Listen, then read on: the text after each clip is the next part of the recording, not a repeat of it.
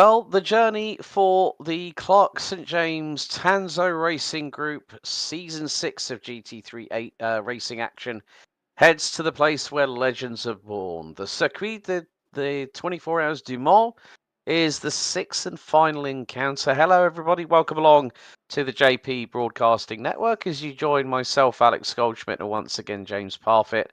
And we go double bubbles, so to speak, in terms of the distance. We go from 45 minutes to 90 minutes here tonight. But we have to go through a little bit of housekeeping, as always. It's time for the scores on the doors here for GT3 Season 6. So first of all, we'll take you through the pro standings. Now, a big bit of news, of course, there has been the massive power cut that has hit both Spain and Portugal.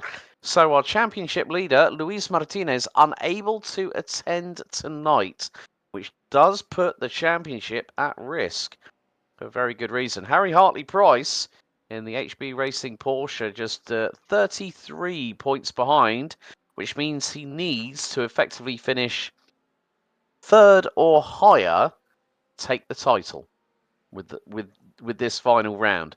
Then we got Andy White, Craig Corish, Peter Duke, Phil Giles, Sean Clark. All of the top 7 have gone triple digits in points this season, with Tim Reed, Wayne Douglas, Mateo Schmolny, Baz Cutting, Scott Brown and Sam Berry rounding out your 13 point scorers in the pros. Then we go to the AMs. 15 points separates our top 2. And bearing in mind that, we've got on the grid 6 drivers, which means that if Jared Love just finishes this race and Connor Pink takes the victory, Jared will win on countback on the basis of 4 wins to 1. But who knows what might happen. Mike Walters rounds out the top 3 ahead of Josef Lopez, Christopher Haynes, Tim Cullymore, Tim Walters, Mark Wesley, Adrian Hadfield, Christopher Radmore, Gareth Newton, Christopher Radfield and Dave Collier have all scored points. The top 6 having hit triple-digit scores this season. And before we bring Mr. Parfitt into the booth, don't forget, Season 7 sign-ups are open. If you want to make sure that you join the Tanso Racing Group, don't forget to head into the description down below. Go to tansoracing.group.co.uk or click on their Discord. And with that, Mr. Parfitt, good evening, my friend. How are you? Living. I've had such a wonderful day today. I did broadcast this morning and I did my garden because my wife told me I had to. And now I get to sit here for an hour and a half or a couple of hours with your beautiful bum. So there you go. Looking forward to this. Yeah, of course, the circuit, the 24 Hours du Mans, or the Circuit de la Sarthe, which is his actual main name that I normally call it by, opened back in 1923 and is spanning nearly 8.5 miles, 36 turns. We're into the final 5 minutes of this qualifying session. Lap time is going to be around about the 4-minute mark. We're seeing Tim Cullymore, his best effort, a 4-minute 8.9. So we are going to find that there's going to be quite a lot of action going on, depending on how quickly drivers get up to speed here, James. This is going to be very interesting, actually. I think this is... I can't think of another race, but we have actually got open qualifying. Now, I can't remember, maybe because I'm old and I've slept quite a few days since the last one, whether or not we've done open qualifying before, or is this the first one? No, we've done solo qualifying. Yeah. Which is 10 minutes, and I think 10 minutes and 4 laps, if I remember correctly. Yeah, I think this is the first one we've done open, so I'm going to be interested. Yes, well, it's no, actually, I stand corrected. 15 minutes open, race 45 minutes up until now. Maybe I'm going with marbles then, but I'll be interested to see how these times represent where people are, and I wonder whether or not the likes of Jared Love, or if he set that time on his own, or was he draft assisted. Peter Duke here, you can see not far behind Andy White, Scott Brown in behind Peter Duke, Connor Pink a little bit further down in 5th, Connor again with that McLaren West livery this week. Oh, Coulthard Hakkinen vibes I'm getting straight away. Yeah, I wonder if Mrs. Pink had anything to do with this one, or did Connor pick this one on his own? I know she was responsible for that Vegemite one, so I do wonder whether or not he's got this one all on his Todd, or did she have a little hand in this? Oh, it's other half Sophie. Yeah, I would imagine she probably said, well, if I could do one, you can get to do the rest of the season. Well, I think that's been at your behest, of course, because you said, I don't like it. I don't like Vegemite. Like, literally, it was emblazoned on every major panel on the car, on the bonnet, on the roof, on both side doors. I think probably the rear wing even had it on there, but glad to see that we're seeing a nice tribute livery for Connor to close out the season with.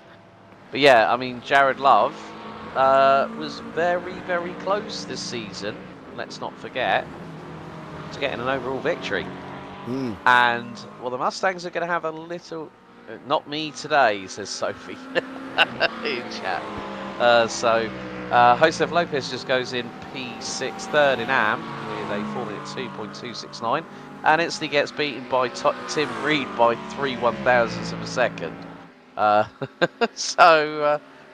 Yeah, just, well, more than 3 thousandths of a second. It's more like the best part of 1.6 seconds or so.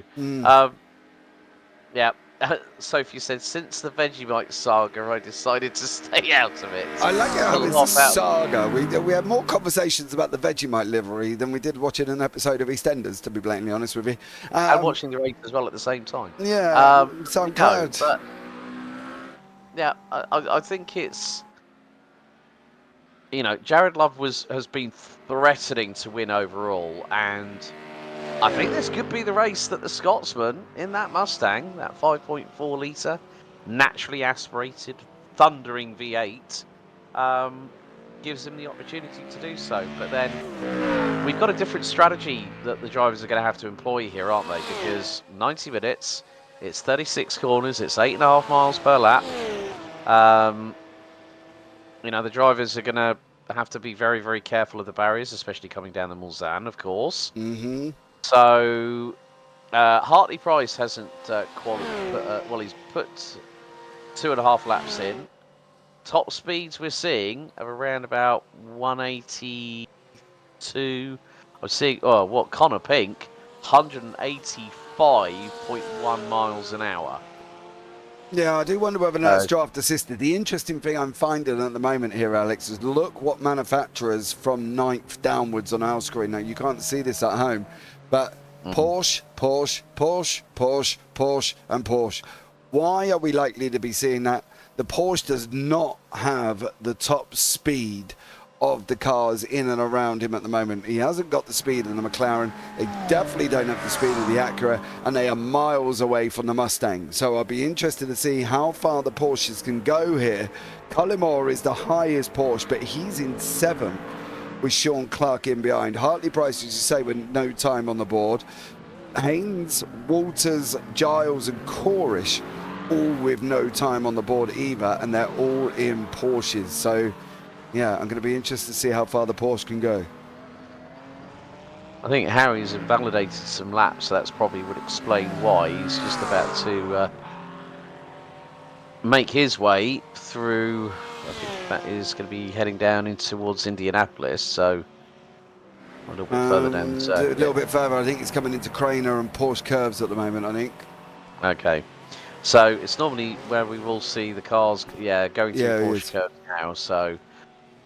I think the strength of the Porsche 911 GT3R will be the final stretch. So when they get into Porsche, Virage Depart, Karting, Corvette, Maison Blanche, Ford, and then Raccordomont, then that is where the Porsche is really going to thrive. But everywhere else, you know, okay, going through into the descent through Dunlop into La Chapelle, and then Tetra Rouge is when the Porsche's really going to, you know, they're not going to struggle in the first bit, but when they get to that straight line, oh dear. It's, what does Hartley Price do? 7th. Yeah. I don't think the Porsche's quite got the top end to keep up with some of these, to be blatantly honest. I don't think it's going to have the top end of Jared Love. He goes pole on a 3:58.458 over white, Duke, brown, pink. Nearly 1.6 seconds ahead. No, nearly, what's that, 2 seconds ahead of the fastest Porsche of Harry Hartley Price. That's just over by nearly 2.1 seconds. So, give or take. Yeah.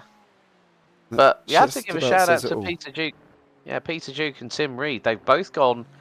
Peter Duke actually is 2.5 tenths behind Jared Love in his Acura, so that's a pretty good effort. Tim Reed, who we've got here now, just heading through in towards, out of Dunlop into the S's, then heading into Tetra Rouge. You know, he's also gone sub 4 minutes. So the top 5 really showcasing how strong they've been. But Tim Reed parks it on the outside of the entrance into Tetra Rouge. Phil Giles goes P8 on his last effort by, that's 5.5, just over 5.5 tenths slower than Harry Hartley Price. Well, 90 minutes, my friends, and pit stop strategies could be a little bit out of the window, but here is your grid for the round 6 season finale for season 6. Jared Love and Andy White make it an all Ford Mustang front row with an AM on pole for the first time this season. Peter Duke in the Acura will be joined by Scott Brown in the McLaren on row 2. Tim Reed and Jared Love's closest rival, Connor Pink, in the 03 McLaren round out row 3. Harry Hartley Price needs to finish 3rd or higher to take the title from Luis Martinez tonight. That could be a tall order in the 98 Porsche. He's got Phil Giles alongside him. Craig Corish and Tim Cullimore round out your top 10. The latter 4 cars, all Porsches, with Joseph Lopez, Christopher Haynes rounding out row 6, and Sean Clark and Tim Valters round out your 14-strong grid. Well, I think that's probably one of the shortest grids we've had this season, but the way the Mustangs are so strong around this circuit, it's definitely one where you need that power down the straights, and they're definitely going to have plenty of it. Yeah, they definitely are. You can see these guys getting lined up, ready to go here, as they're going to be coming down. Where are they at the moment? Down, coming into Porsche curve, so they're going to do a little bit of a pace lap beforehand, but yeah, I'm going to find this very interesting. How far are the Mustangs going to get away? That's going to be the interesting thing. Yeah, it's all dependent on that quick reaction to the start. So we've got the Porsche safety car out front, who will lead Jared Love and Andy White away. And well, Jared gets some instant heat in the tyres with some 11s. Nice work there, Jordan. Jared, you know, like, what was it? One of my friends, he had a rental car for a Mustang. He said, it's got this great feature. I said, what is it? He said, you can do burnouts. I went, really? Very nice. It's a function called line lock. You just literally put it in gear. I don't know how it works, but it just basically the front axle has the brakes on the whole time. So it's like having the handbrake up, and it just literally rotates the rear tyres to quite high revs. Nice exhaust note with it. So I think that was probably Jordan's anticipation of getting some extra heat in the tyres. Go, yeah, do a bit of line lock, do a bit of a burnout, and get those rear tyres loaded up, ready to go, and help with the pressures in the early stage. So that could give him the possible jump here on Andy White. So it's Love from White and all Mustang front row here at the Circuit de la Sarthe for the final round of the season. Don't forget, Season 7 sign-up's still active, so head into the link in the description. If you love your GT3 racing and you're on the iRacing service, we want you to join the fun and join the community. Teresa Pink, I think that's that's Connor's mum, going, come on Connor, last race, go for it. Well, that's what he's got to try and do, but Jared Love could be the first person in Clark St James Tanso Racing Group GT3 Series history to score an AM victory. And if he pulled it off here, that would be a great way to finish off his run. His win streak has been broken. Of course, Luis Martinez's win streak has been broken because the Spaniard in the XBD Ferrari 296 not here tonight. Pace car in pit lane.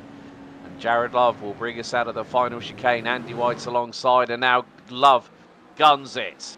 And we are green here at Le Mans for 90 minutes. And Jordan Love has got the jump on the field. Peter Duke has got through on Andy White. And here comes Tim Reed trying to look towards the right-hand sweeper as they head up the hill for the first time. Love has already bolted to about half a second advantage. Connor Pink go for the late lunge and clatters into the side of Tim Reed. Harry Hartley-Price manages to get through and he's into third position in his class.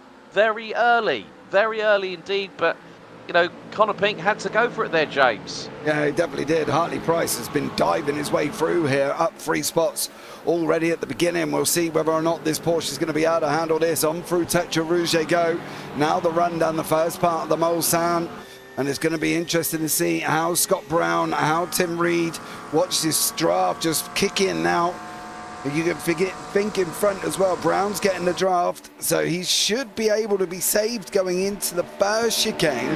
But it's whether or not that top speed's going to kick in. They don't really want to be doing this. Sitting behind the Porsche. I don't get why Brown, there you go, now cuddle that Porsche as much as possible into the first chicane. He wants to get him on the run down out of the second one, Alex, down the second part of the Mulsanne now, because that is where it's going to be most important. Now we've got a slipstream fest. Look, Peter Duke right on the tail of Jared Love as we go down the second third of the Mulsanne straight, probably at the best part of over 170 miles an hour. And Duke is looking rather racy. He's going to pull it to the outside of Jared Love. This will give it the inside line for the next chicane. So we could have a new race leader very, very shortly. No, Jared Love cuts the nose off Peter Duke, and Andy White is staying behind, just waiting to see what transpires in front. As Reed again latches on to the rear of the McLaren of Brown, as Hartley-Price has got a 4 to 5 car length lead over the McLaren as we head towards Mulsanne corner, and Duke has gone for the move on Love, heading into that corner. It's going to be rather interesting, and Duke has got through, but is he going to hold it under braking? That's going to be the key point here. Everyone's going to be very much on their marks. Duke has got through, but Love is right on his rear wing.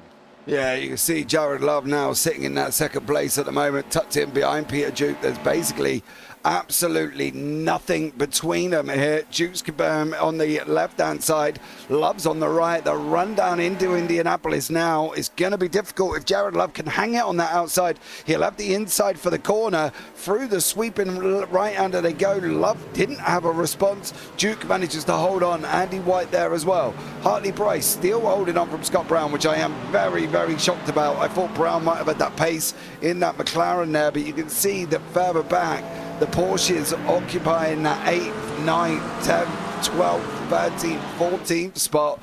And apart from Hartley-Price, there isn't another Porsche inside the top 8. Yeah, so we are fast getting through our opening lap, but there have been a few changes of position. So Jared Love and Andy White now line astern as Peter Duke has a 6/10 of a second advantage. The Porsche of Harry Hartley-Price going through the Porsche curves at over 150 miles an hour. You've got to keep very clear of that right-hand side wall, because if you hit that, you will pinball wizard over the other side, and then the barriers on that side aren't very favourable either. But Hartley-Price giving good account of himself. He knows exactly what he needs to do to win this title, and if he does finish as he does now, it will put him just ahead. I think by 3 points will be the winning margin. So 189 plus 39 is 228. So Hartley-Price has just got to keep it nice, calm and composed. But with the top 3, Jared Love, the meet in a pro sandwich at the moment, with an Acura in front of him in the fourth Peter Duke, and White in the other Mustang right on his case as they go through Dunlop and now down through into La Chapelle before heading into the S's, before the fearsome right-hander at Tetra Rouge that will bring us on to the Mulsanne straight once again here on lap number 2. Yeah, these guys 1 hour 25 on the clock, which might seem ages, but when they're doing 4 minutes 7 lap times, it ain't going to be a lot of laps. 10 laps is going to cover 40 minutes. They're going to might get 20 laps in. What's that, 40? It's about an hour and 20, maybe 5 more on top of that, so 25 laps maybe. And there's pit stops going to be needed in the middle, let's not forget, because you know, at the end of the day, they're only going to have a certain amount of fuel to contend with, and at the moment you can see that they're running on 90%, so it should just be before the hour mark, so they still might only have 1 stop to make, but it's still going to be tough to figure out when to go in. And these top 3 at the moment breaking away from Hartley Price. Hartley Price still under pressure from Scott Brown in behind him. Yeah, give or take, you're probably looking at about 40 to 45 minutes, which equates to around about 10 laps of this circuit. So, yeah, it's going to be nip and tuck, but you know there is still that opportunity.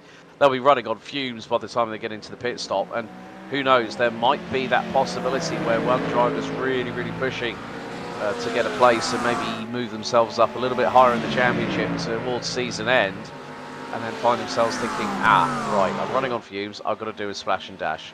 And it's not exactly what you want to have happen.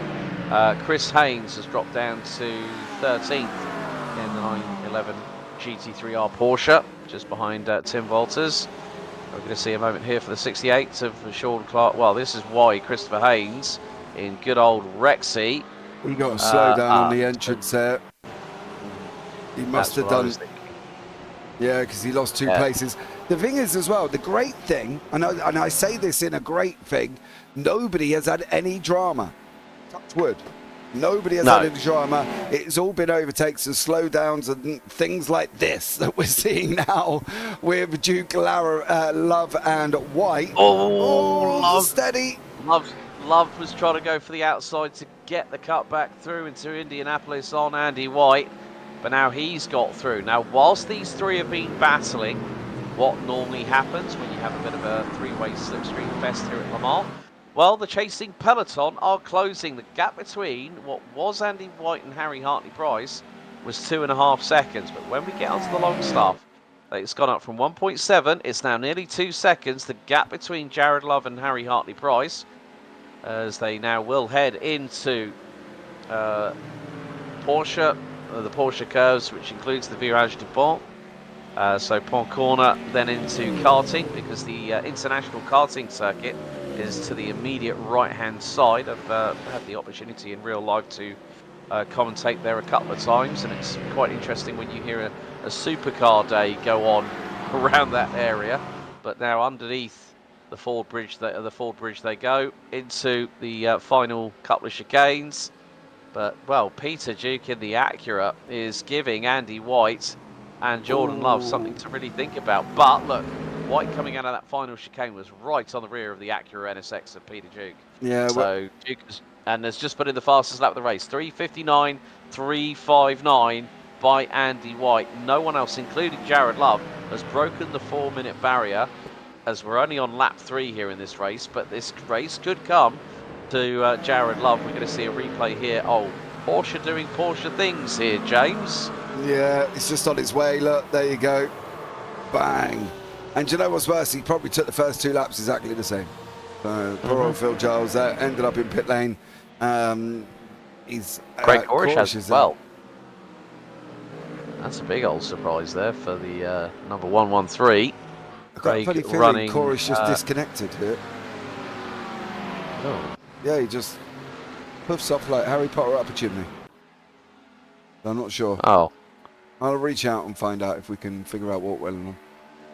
Yeah, meantime, the Mustangs are now, well, one of the Mustangs, Andy White, has got the opportunity to try and put a move here on Peter Duke. He's ahead by a nose, if that, maybe the front splitter, and through the chicane they go, side by side between the pair. Peter Duke ducks out of cover, and this is going to give Jared Love the opportunity he needs to get back through. And don't tell me Jared nearly thinking of putting it 3 wide. He can. He can, but he's trying to force that gap, but it's not going to happen. He's got to he can force it, but he's got to make it work. That's crucial. Why is he losing so much time? Oh, he lifted and braking a lot earlier than the guys in front by the looks of it. I think this is his strategy. Just stay behind them, save as much fuel as humanly possible, and then keep yourself going. See what he does going into down into the right-hander of Mulsanne. See if he lifts here or clutches in.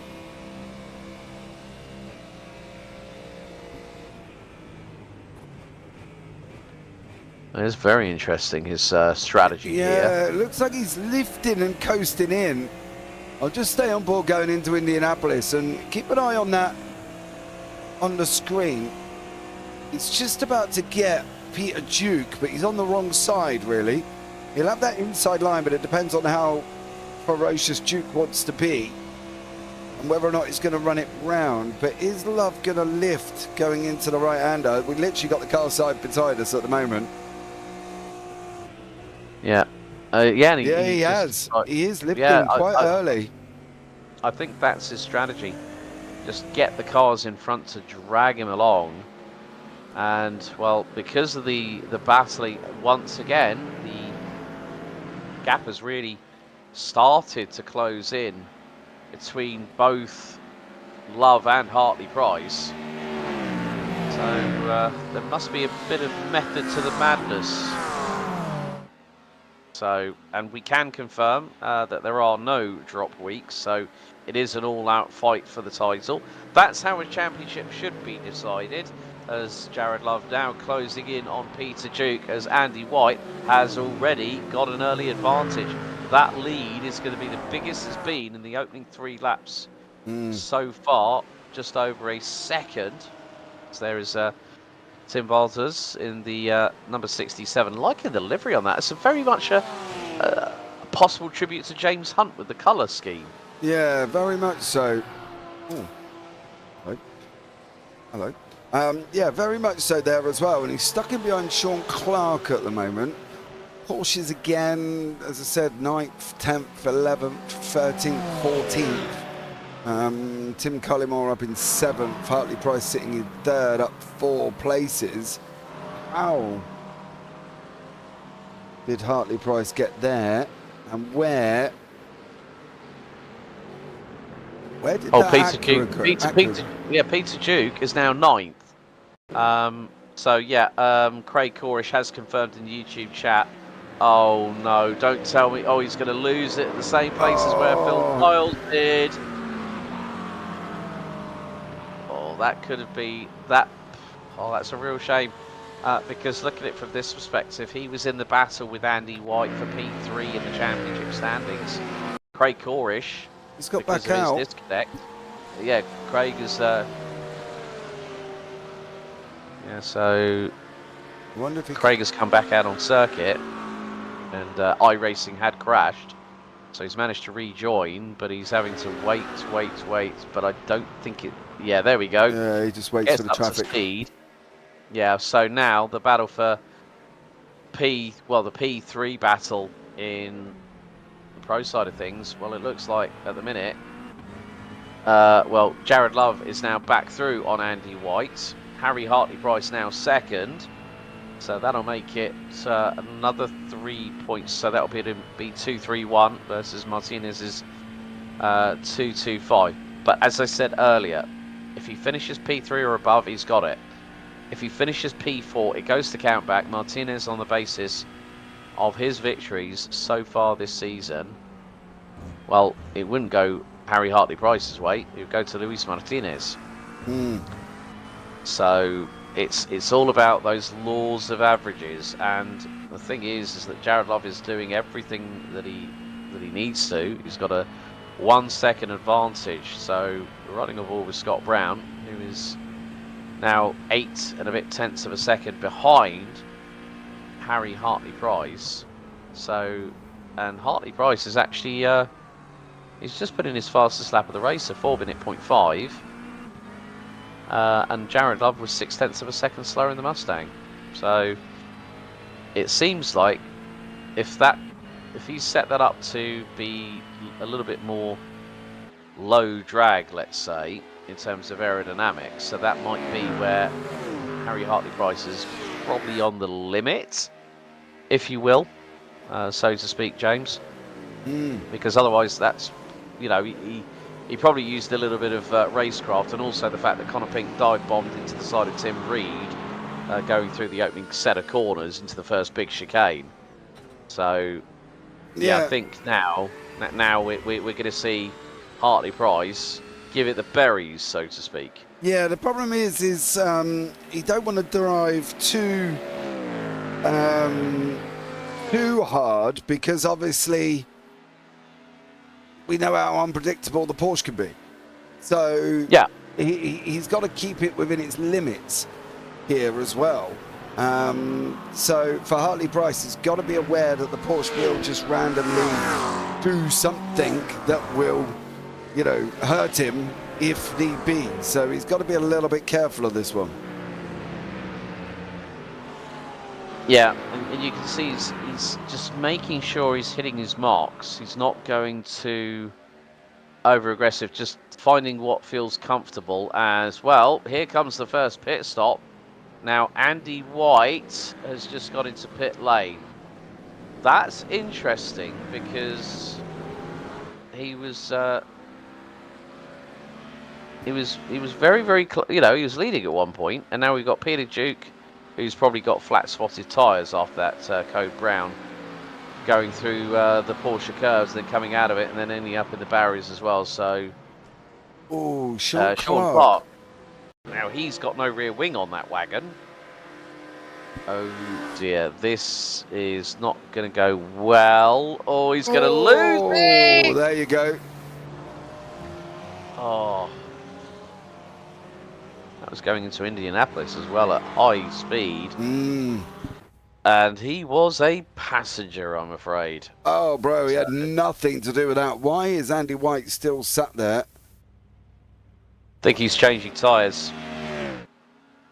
But if there's any damage to that car as well, because we saw him ahead of Jared Love, and then Andy ended up about a second behind him. So if there's damage on that Mustang, then Andy's probably done the right thing of then getting the car into pit lane.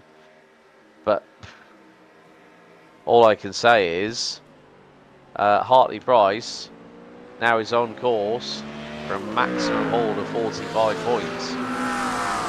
But there's still an hour and 12 minutes and a half still to go. So, as you rightly said, James, it's all about how that Porsche is handling under the command of Harry Hartley-Price. And if he makes a mistake and he ends up fourth or lower, that's it. Game over. Yeah, Sean Clark, obviously we've seen in a Porsche there as well. So he needs to be a little bit careful.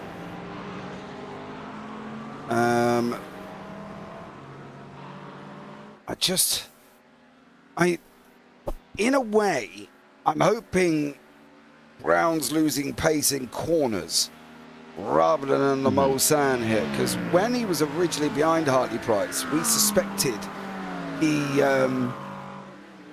was going to go and absolutely annihilate the Porsche. So I'm quite surprised that he hasn't got past him yet. Yeah, that's kind of a very good point to raise there, because when you look at it, Hartley-Price is in a 4-litre, flat 6, naturally aspirated, rear-wheel drive, rear-engine car. And then Sean Brown, 4-litre, twin-turbo, V8, mid-engine, rear-wheel drive. So you would think that in terms of the amount of torque that both respective engines develop, the McLaren is the stronger vehicle in that case. But I think Harry Hartley-Price has just got this car, you know, just handling the way he likes it. And if he's done a lot of experience around here at Le Mans, that also can pay dividends to how you compete in reference to other competitors, because some might go, oh well, I did 25 laps, felt pretty good, and then Harry could say like, well yeah, I've done 1,000, and half of the racing laps. So with regards to respective experience of each driver, depends on how comfortable they are feeling, as we see Tim Reed being closed in on by our man trying to chase down Jared Love for the AM class title, Connor Pink, as they've just exited the Porsche curves. That McLaren looking a little bit more composed, not just in terms of top speed, but also handling in hands of Pink at the moment here, James. Yeah, Pink's now, he kind of knows what he has to do, but the question is doing it's going to be harder said than done, because the gap from Pink to Love is 5 seconds, which doesn't sound a lot, but you think of his time last time out, 4:02 or 4:01.97, Jared Love on a 3:59. So 2.6 seconds is the gap, and at the moment he can't really keep affording to do that after every single lap. He needs to up his game a little bit. I think, yeah, a little bit more ruthless aggression to be, in terms of controlling that, and just going, right, I know what I've got to do. I've got to go absolutely flat out. I've got to push like crazy. But then when you've got people like Tim Reed in front of you, he's got to really use that slipstream now as they come out of Tetra Rouge and go down the first third of the Mulsanne Straight. So it's now becoming that point where we are, 21 minutes in, and now we're seeing some drivers really start to pick up the pace. I mean, Jared Love is away and clear. He's 1 3/4 seconds up the road from Harry Hartley-Price, and I'll give Hartley-Price a benefit of the doubt here. He's just done a 4-minute .2, so he was just under a second slower in a car that has the engine over the back axles. So in certain places, the car might feel a little bit light, if you will, because you normally, on the Porsche, you've got the fuel tank at the front, whereas with the Mustang, you've got the conventional front engine, gearbox, over the front axle, and it's helping the car's nose stay in. And here is Connor Pink trying to look for a move here on Tom Reed into the chicane. You let on him, bro. Reed's got to give more room, dude. Yeah. I think the thing was, Connor, I have to say, good awareness there from Connor, because he managed to go 2 wheels on the curb, but keep 2 wheels within track limits.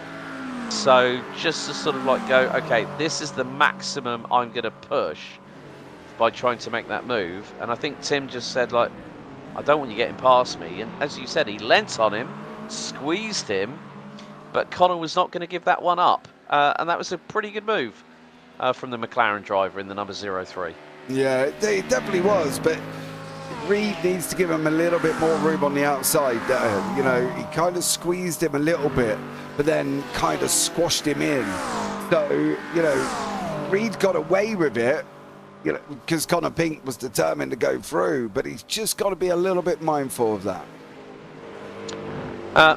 Bad news from Craig Corrish. Unfortunately, his brake pedal has just collapsed, so he will not be taking any further part in the race. That's a real shame, Craig.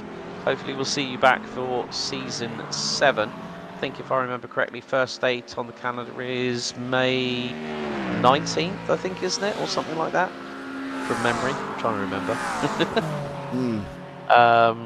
But season 7, as I said, sign-ups, will be 19th of May, where we start at Sebring.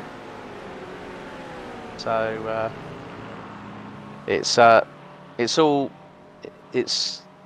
he said, I will be back, just had a real drop off the past few races. Well, as they say, Mr. Corrish, never give up. Never give up at all. So we'll see him. But yeah, it will be the 19th of May that will start. So a couple of weeks after this, so we'll have the 5th, the May Bank Holiday Monday, the 5th of May and the 12th of May, breather, and then we'll be back for season number 7 for Clark St James TRG GT3 action. Very different calendar. We'll be extending it to 8 rounds. So get yourselves signed up if you want to be either in the Pro or the AM class. Meantime, we are just coming up to 25 minutes completed. And let's have a look at the top 5 in respective classes. Jared Love leads the way overall and in the AMs. And he is now 4.2 seconds ahead of chief rival Connor Pink. who's in P2. Tim Cullimore rounds out your top 3. He's running 6th in the number 42 Porsche. Ahead of Tim Walters with Christopher Haynes in the number 97. Good old Rexy rounds out the top 5 at the moment, with Harry Hartley-Price leading the Pro class, ahead of Scott Brown, and then Tim Reed in the HB Racing 155 Acura rounds out the top 3, running 5th overall, 5.2 seconds behind our overall race leader.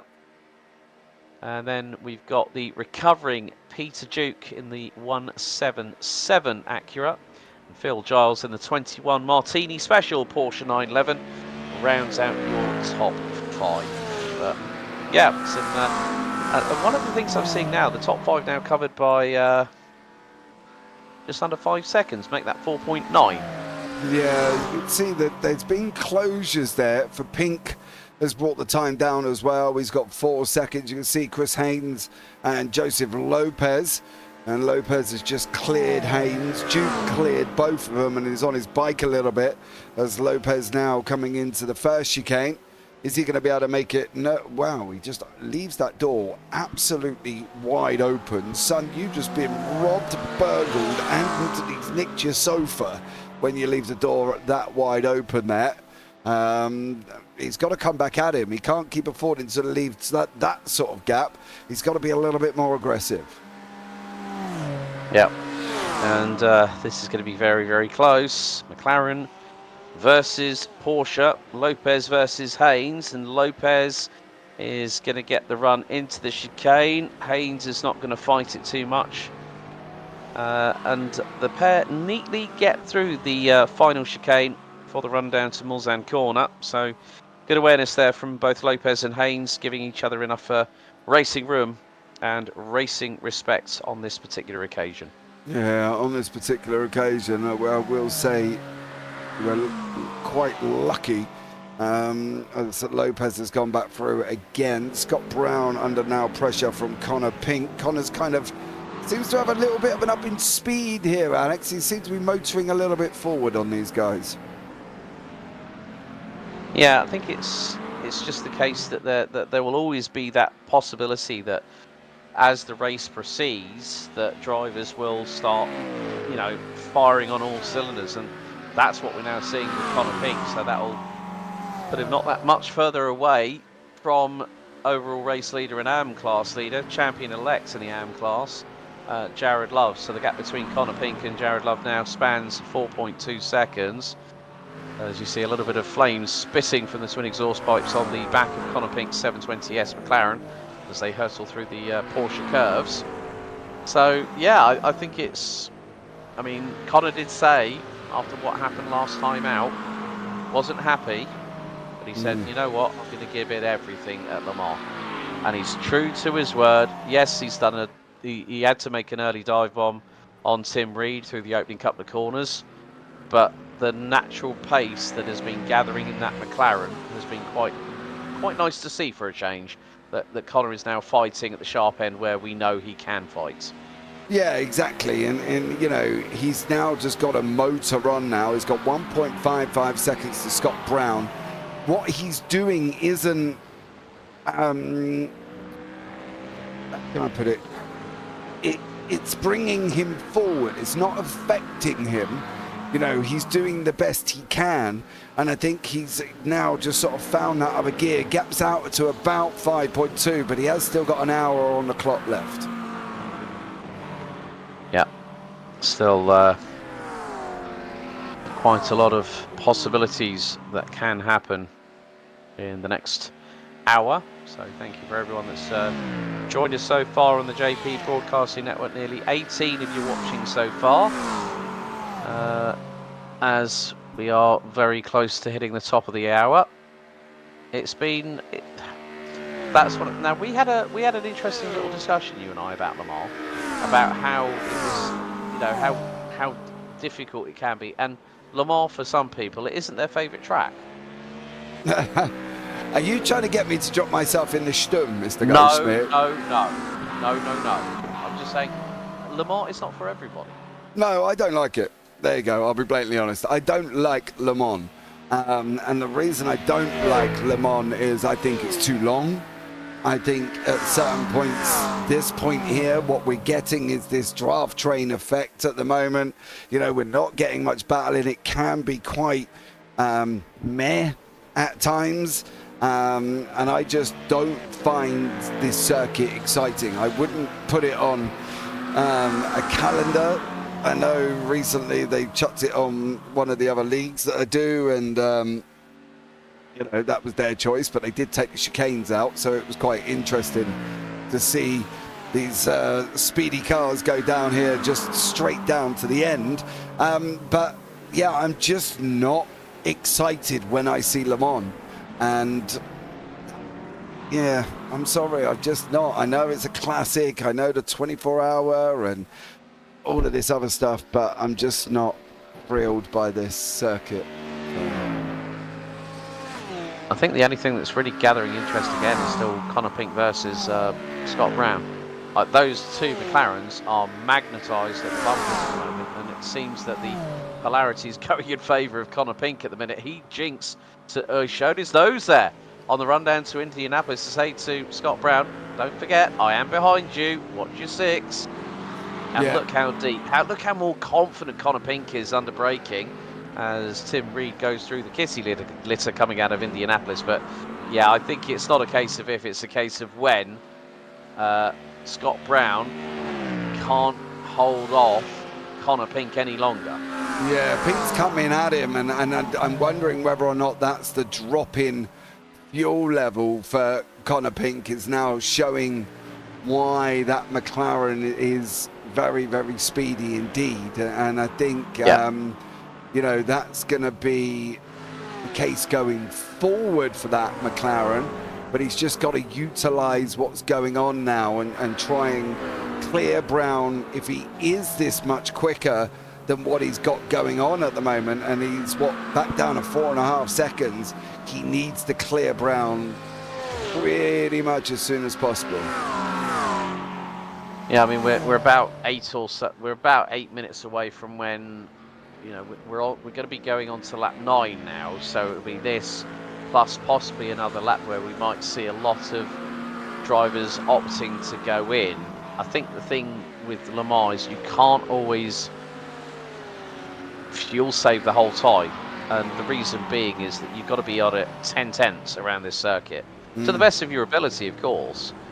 But when we see those pit stops come in, it's also about which drivers will be on their marks. Now, tyres is something we haven't really talked about that much, to be honest with you, about this race, because normally with a GT3 car you can sometimes double stint them at Le Mans, but with the way that some of the drivers have been ripping around the corners and on the curbing, there will be that heightened degradation, because it's part road, it's part street, part normal road, and part street track as well.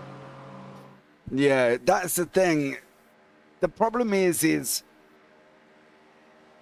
can be a double-edged sword, being that they are running in a straight line for such a long period of time. You haven't got a left, a right, a left, right coming at you. You know, you're going for long periods in a straight line. So although I agree, and I think tyre wear may give them a little bit of a problem, I'm also suspecting if we picked up tyre wear in a conversation with one of these guys, you might actually find it might not be as bad as what we think, due to them spending so much time going straight. Yeah, but then it's also the final sort of third of the racetrack where we see the cars' tyres getting punished a little bit more. And also with going into the chicane, you know, you're going from 6th gear, 170 plus miles an hour, you're banging down the gearbox, so the front tyres are going to cop a lot of it. Really good overtake there by Connor Pink, so finally he's got past Scott Brown and is now 4.3 seconds behind Hartley, well, he's 2.4 seconds behind Hartley Price. And what's more, Connor Pink in the McLaren has set the fastest lap of the race on lap 8, 3 minute 59.050. 79 thousandths quicker than Jared Love, his chief rival, the overall race leader at the moment. Yeah. So I think the GT3 game of chess has started to come afoot here at Le Mans. James, wouldn't you agree? Yeah, what do we say normally? Game on, baby. This is it. Now Pink's just got to keep this car going on track. He's just got to make sure that he can utilize the speed of the McLaren now and start pulling himself into Hartley-Price. It's only about 2.5 seconds, but he made that up quite quickly on Brown, on Reed, and everybody else he's had to overtake in the process. And as soon as he does that, Sim Racing cares hell of an overtake. Yes, says Teresa Pink and Paul West. Let's go, Connor. Nice one. He says, I don't know if he says it in that accent, Alex, but I just thought I'd add that. No, who knows? Who knows? Yeah, maybe. But he might do. He might do. You just never know, ladies and gentlemen. But 54 minutes and 20 to go. Connor Pink is the man on the move. Started 6th. And, Connor's other half, Sophie, goes, yeah, Connor, go, go, go. Yes, it's time for the West McLaren Tribute Livery Hackney Coulthard Special of Connor Pink to start ripping into that gap between himself and Harry Hartley-Price, and then it truly will be game on if he can catch up to the very strong Mustang of Jared Love. Speaking of Mustangs, now Andy White was in the pit lane for nearly a minute, so I would think that was possibly for damage repair.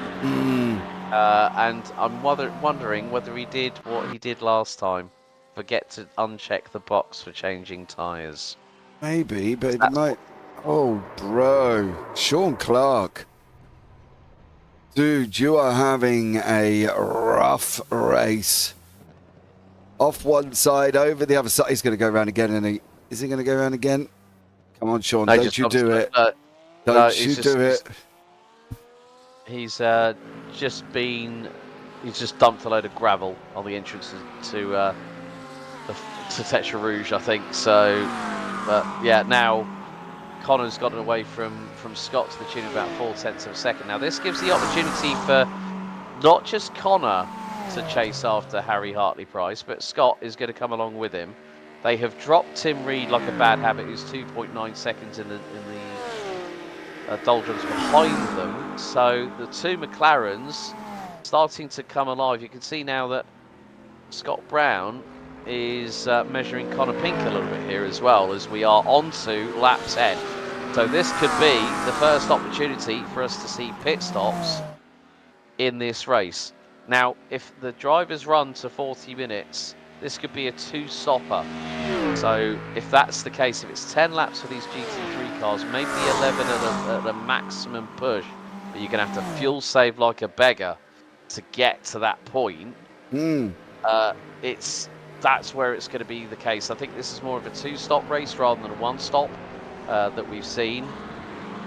So Teresa Pink, that's Woking born and bred car and driver. Lovely to hear that. I'm interested to know on Hi Sophie, congrats on the news. Now, two things have come to mind. A, Connor's turned around and said, do you want to marry me? 2, Sophie's turned around and said, Connor, you're going to be a father. So which one is it? I think either that or she's graduated and got some great A-level results, or I don't know. I don't know. I don't know. I'm just guessing. But it could be, I reckon, either marriage or pregnancy. Which one are we going for, Alex? Quick. I think it's probably 7 months pregnant. Go, Sophie. What are you having? Anything good? Maybe a baby, but obviously, you know. So my God. I think hence why Connor, he asked the question about 3 years ago. Oh, they're having a boy. James is a good name, Soph, just to let you know. James is a really strong male name. James Alex. Sounds really good, doesn't it? I put my name first just for a change, Alex, as you're in front of everything on this broadcast. So there you go. Steady. James is a great name to Sophie. I agree, Soph. I agree. And Connor loves, James Alex Pink. Hey, what more can you ask for? Jap. JAP. Oh, dear me. Welcome to JP Broadcasting, professional broadcasters. In the meantime, look, Connor Pink is right with Harry Hartley-Price. And we're getting to that window of whether we might see Jaron Love go into the pit lane for the first time. We've hit pretty much the 40-minute mark. So it's about what happens now. So who's going to dive into the pits? Nobody does. Do you know why? So go on. I've got an idea. Do you remember earlier on when we sat back and said Connor was not really making inroads? I'm wondering whether or not he was spending that inroads period of time fuel saving, and that was all of a sudden what the issue was. And now he's decided, right, I can get to where I need to get there now, and now I'm going to put the hammer down and you know, do a bit of oh, there's rain. Oh my god, there's rain. Ooh la la, quelle bonne surprise ici au Mans. Right, there we go. Whatever he said. Tyre changes will be imminent. Look, you can see the rooster tail coming from the left rear of Harry Hartley-Price's Porsche. And Peter Duke is the first one to pit in. Oh, mate, I would wait. I would wait, because it could be raining on one side and dry round the other. I would have waited. Yeah, well... what are they going to put on here? Let me just be incredibly nosy. I want to find out what they're putting on. Right, Lopez is also pitted. Yeah, it's now there we go. Connor Pink on the charge. He's pulling towards Harry Hartley-Price. Dives on the brakes right at the last second. And now he's going to get the run out of the chicane. They've got to avoid those curbs. They are going to start getting a bit greasy. But you'd be like skating on an ice rink with a pair of trainers. But yeah, Connor Pink has now got the measure. Here we go. Where's he going to put it? Left or right? Answers on a postcard, please. Goes left. That's going to set him up nicely for the next chicane. And he's millimetres apart from Harry Hartley-Price. And he's ahead. Is he going to get it done by the chicane? Yes. Great work there by Connor Pink. Now P2. But, yeah, that might have been just the slightest of rain showers. Lopez has exited down a pit lane. So is Peter Duke. Too early. It's too early. I would have hung on there. It's 16% chance precipitation around the circuit, let's not forget. And there's 4.8 miles of circuit. So you may have complete torrential down at the beginning. My fear is now is the Porsche is very, very, very mighty in the rain. Connor's got to use this opportunity while certain parts of the track are still dry to use that McLaren power. He's got to motor away from Hartley-Price, because if he gets stuck in around him, Alex, and all of a sudden the heavens do open, you will see the quality of the Porsche. It doesn't matter if the Porsche is slow. The quality of the Porsche in rain is absolutely astronomical. There we go. Right, more rain into Indianapolis. So it is going to be mixed conditions here at Le Mans. And the wipers are going on the cars. That looks more than just a shower. That looks like it could be a potential heavy downpour, but we could get through into the Porsche curves and it's dry once again. But it's just so difficult to tell. But we've seen it, you and I, when I think, what was it, SAA, where we had that first race in Montreal. And look at the rooster tails coming up from Connor Pink's car. It's now getting worse at this part of the circuit. So half of the track is wet, or getting wetter by the second.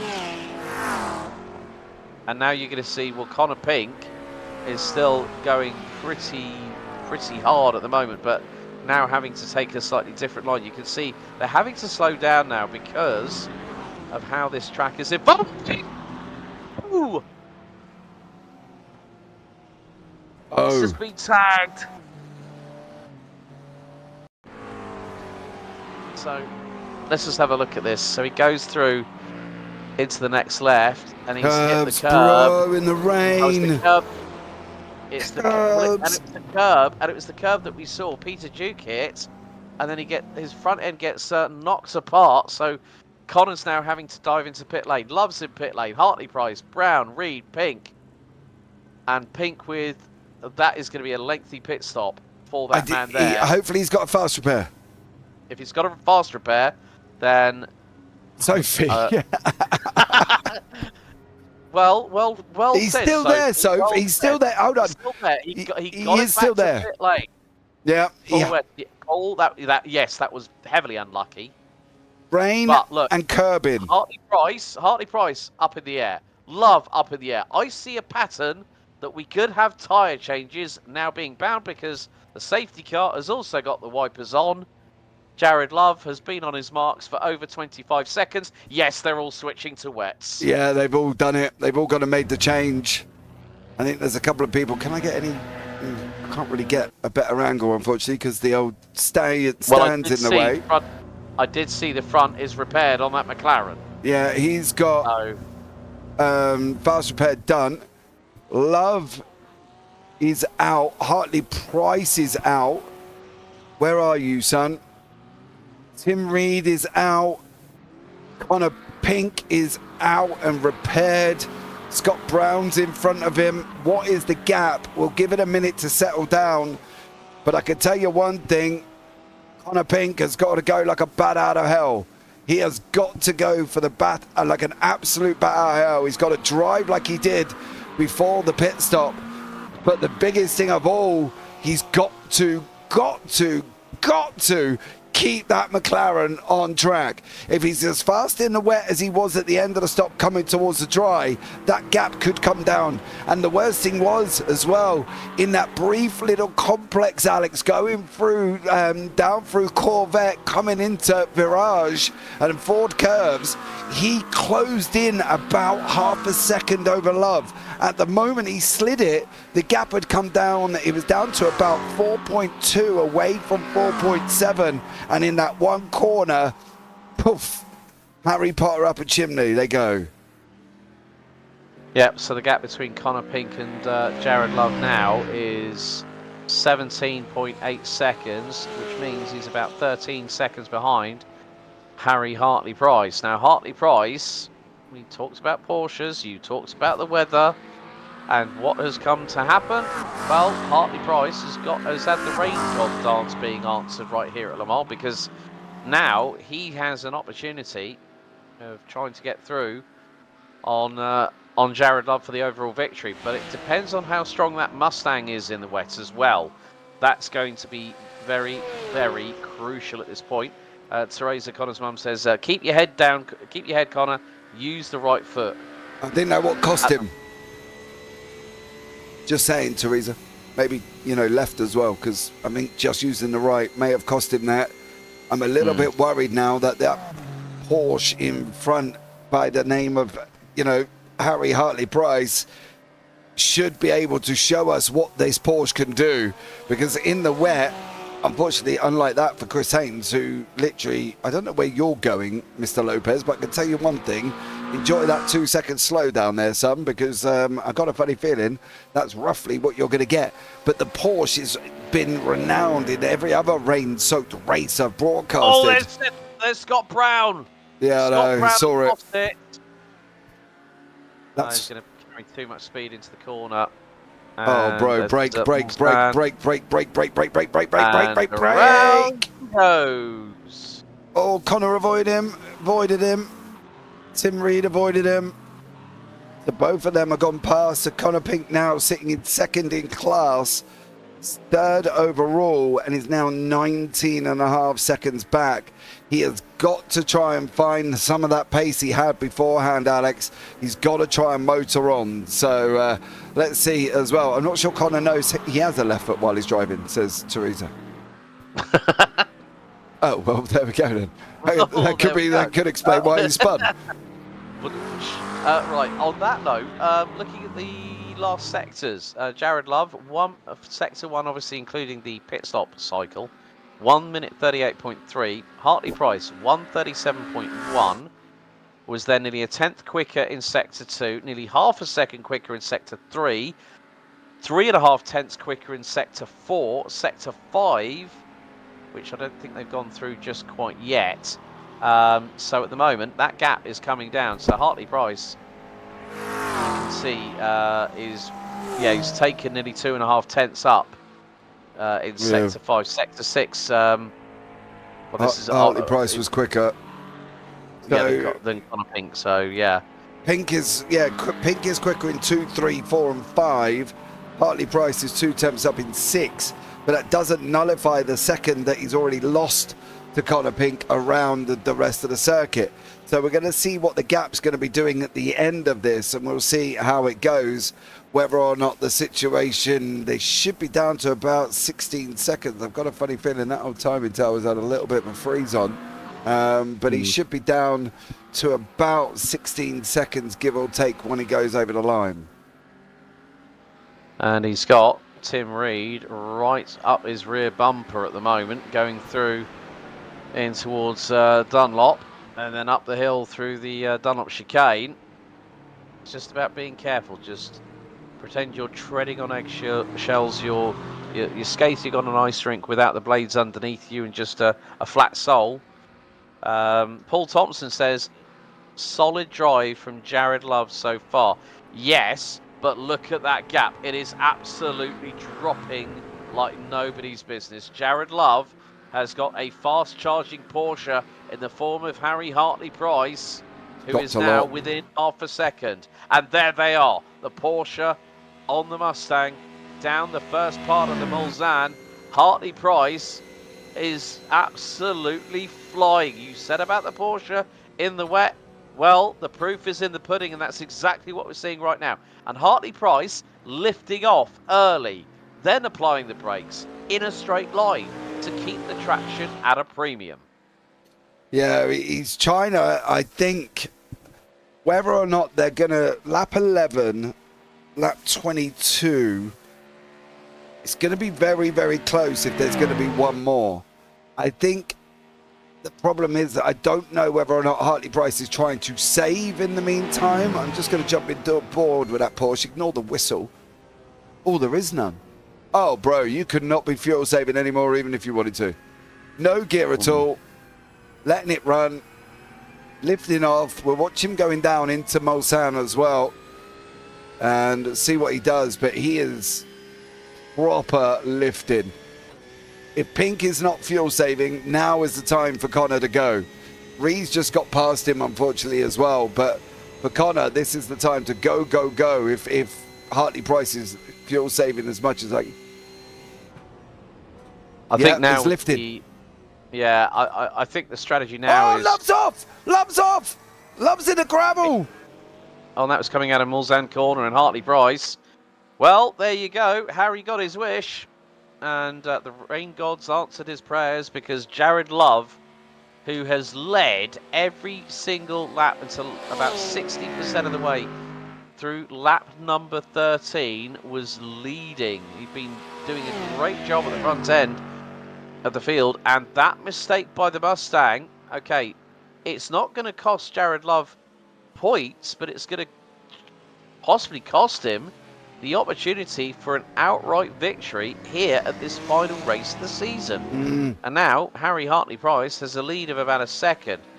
And also one of the biggest things is that because of the way that the Porsche is set up, especially with that rear-engined rear-wheel drive configuration, the traction is concentrated more on the rear wheels. So coming out of the corners, it's more the case that the Porsche has the legs on the Mustang, with all the weight of its powertrain being at the front end underneath that long snout. Yeah, the Porsche there has been renowned to be better in the rain than the other manufacturers. Sorry, teeth wouldn't work. But Jared Love has just shown that he can make mistakes. That's probably his first mistake all race, and it was a big one as well, down into Mulsanne, run wide into the gravel, managed to get it stopped, which is great for him, but boy, oh boy, was he lucky. But at the moment, yeah, sim racing curse. Commentator's curse there. Yeah, well, don't blame us. Put a viewer's curse in front of that, Kez. Come on, we didn't do it. But for Connor and Tim Reed, they've swapped back again. I've got a funny feeling this may have been a mistake from Tim. Oh, it was. He's done a Jared. And Connor's gone back through. But the gap's not coming down fast enough. I think that's the problem, Alex. It's not coming down fast enough for Connor Pink. It's going to be, what is this lap time? We're going to find out here. What's the situation on lap 13? We're running about 30 to 40 seconds longer per lap in the wet, and it is absolutely hurtling down. I think the way that it is now, I've seen this before, where the track temperature has become lower than the ambient air temperature. 18.5 seconds. Scott Brown is in pit lane. And, well,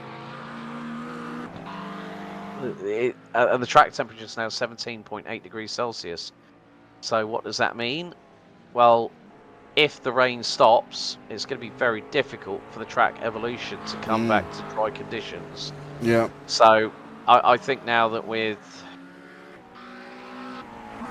what was it? We were doing laps around a low 3:59. Yeah, 3:50. Yeah, 3:58. I think Connor did, didn't he? He did a 3:59.0 as the fastest lap, but now he's running on a 4:34. So give or take, when it's 4 minutes a lap, you're probably looking at maybe we might end up just going to the end of the race because the drivers are going to be using less of that accelerator pedal.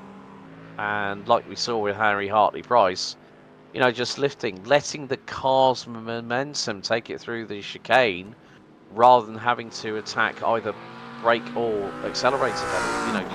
Just slow it down enough so you know that you can carry that momentum through and smoothly input the steering, rather than going ham fist and go, brake, turn it in, oh no, hit the barrier. Because that's what can happen in these kind of conditions. Absolutely.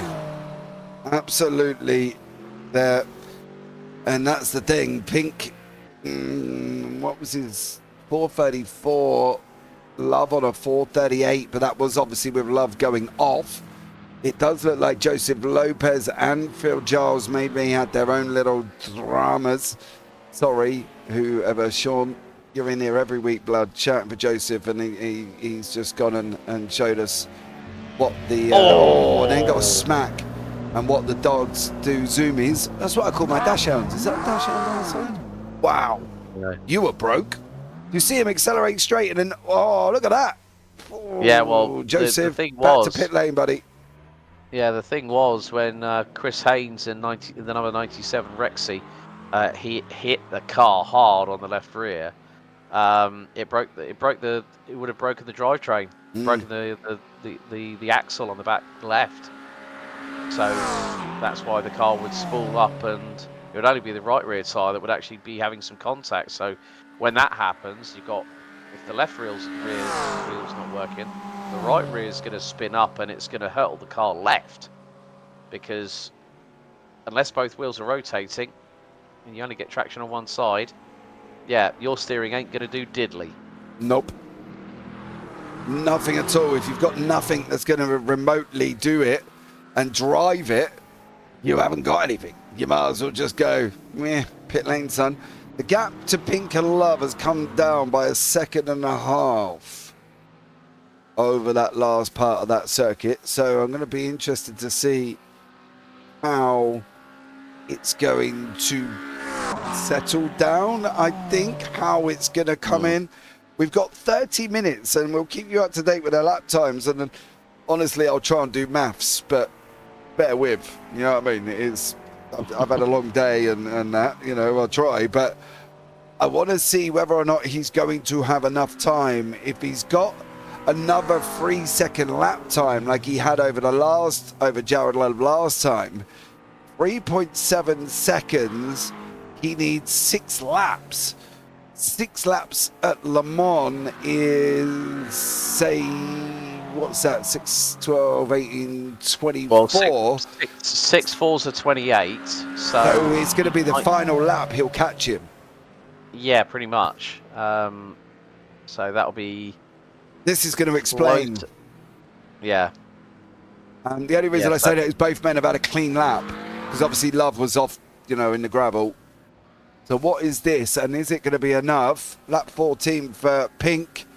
No, 3 tenths. 4 tenths. 3 4 tenths. Not enough.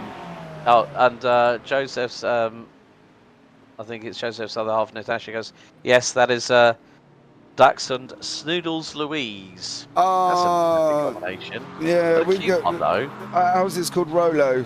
He's a little rascal. He barks at anything and everything, and feels it's a good idea to eat everything. So there we go. Yeah. Shoes, socks. Yeah, socks. I've gone through loads of underwear, and I was doing the garden today, and he decided to eat half the wood that I was cutting off, and then bark at birds just because he thought he was going to catch them.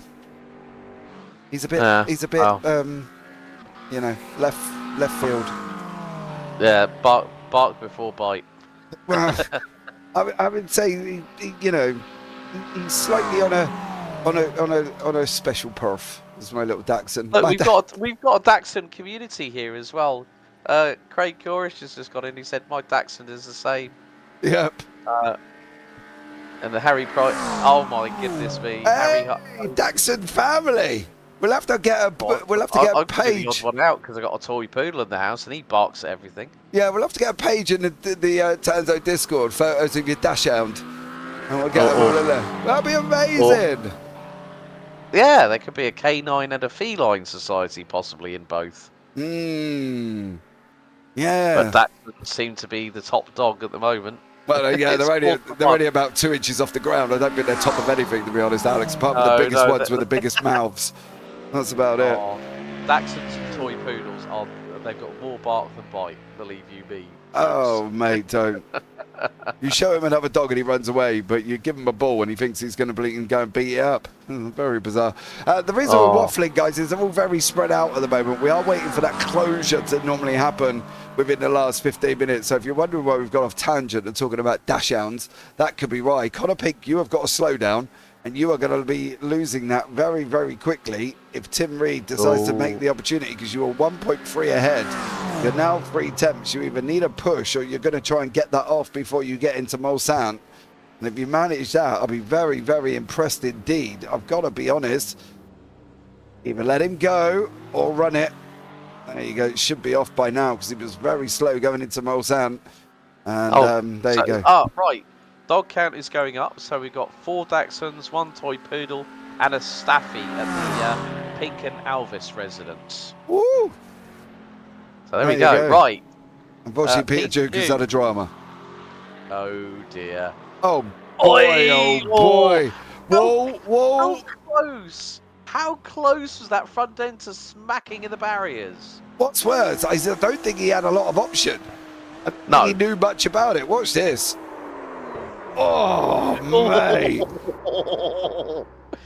He had about my beard length between him and that barrier there. He was definitely lucky.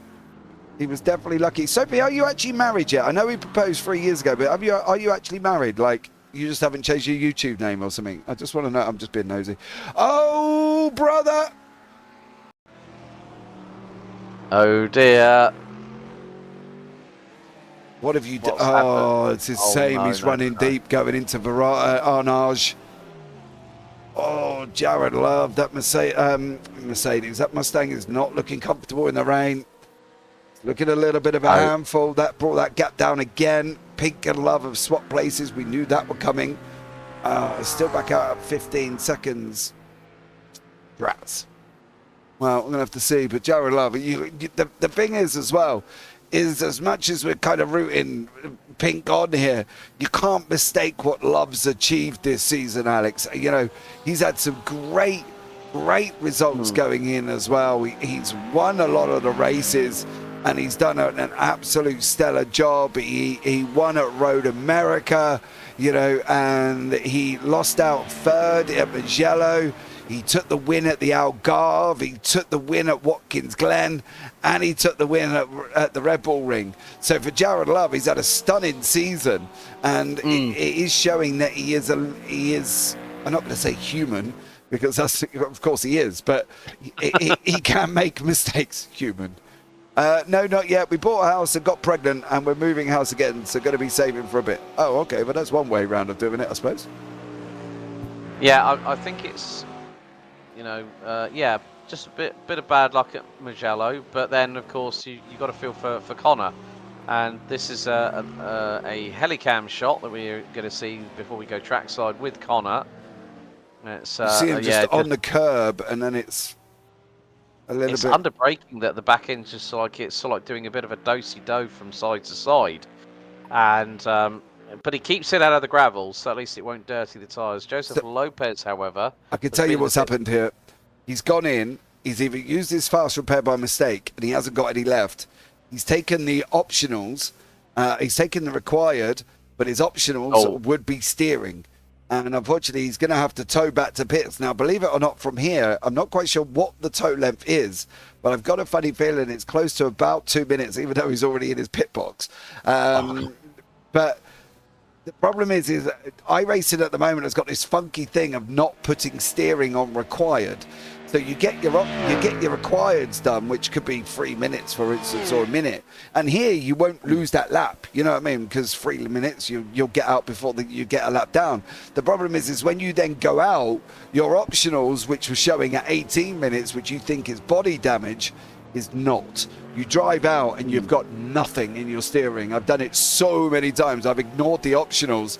I've driven out, and next thing you know, I'm still steering at 90 degrees, and you're like, why is my steering not required? I kind of need this. You know, this it's a big part of my car. It should be a required repair.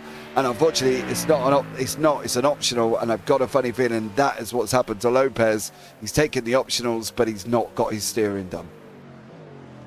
Yeah, it's but steering is quite important in a car, don't you mean? It is. Oh, yes, I know about that in terms of real life as well. When I got going down a small country lane, it was like getting darker and darker, and the person that hit me had no side lights on, no main beam on, and just literally didn't even see coming around the corner that I had my headlights on. I'd slowed down and just went wallop. And what was the first thing that broke? It was the CV joint and the front drive shaft and the steering arm on the left hand front of my car at that point. Yeah, that's the thing. So you need to be able to turn corners, people. Yes, it is.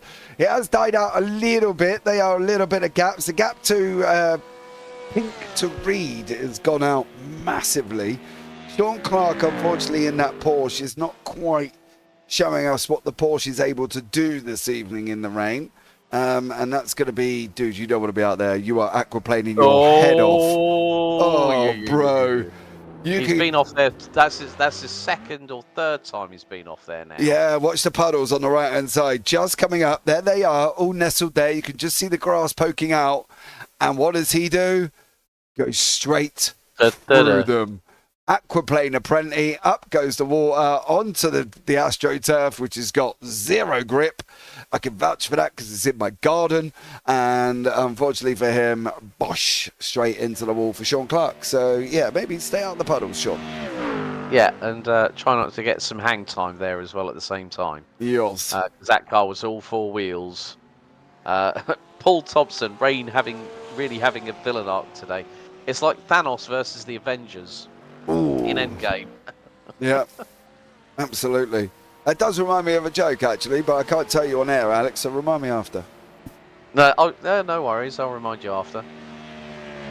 I'll remind you. Don't worry about that. 21.5 minutes to go. And, yeah, it's wipers at full chat, rooster tails aplenty, headlights on. The skies are getting darker and darker, so we are now on lap 17 with the way things are at the minute. So, yeah, Harry Hartley-Price.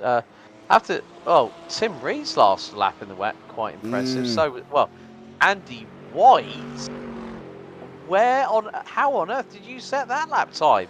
He's just done a 4:29.3 in that Stang. He's definitely learning that where to be on the racetrack as well.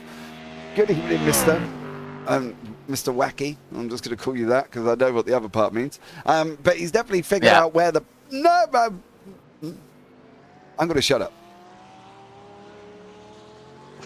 He nearly went then as well. Did you see? Oh. Fate of circumstance. James starts talking about him, and something nearly happens. Yeah, I'm not saying nothing else. I'm moving away here. But Andy White doing a great job. He's chasing down Tim Waters at the moment in that Porsche. Tim looking rather good. We have still got Scott Brown, who's still running, but he's a little bit further back. Joseph Lopez is still going. Phil Giles is there. We've only lost Craig Corish, but he's had, his iRacing. Yeah, we had iRacing and then brake pedal crashed. But at the moment, Harry Hartley-Price in that Porsche out in front. Jared Love there as well. Don't go making any more mistakes, dear sir. Don't flash your lights. Concentrate on what you're doing. Yes, mum, he's on TV. There you go. Tim Reed in behind. Yeah, what was it? You're live, please do not swear. Yes. He flashes his lights instead. Tim Reed is there as well, sitting in third place, and Connor Pink at the same time. We can bring you up the group situation.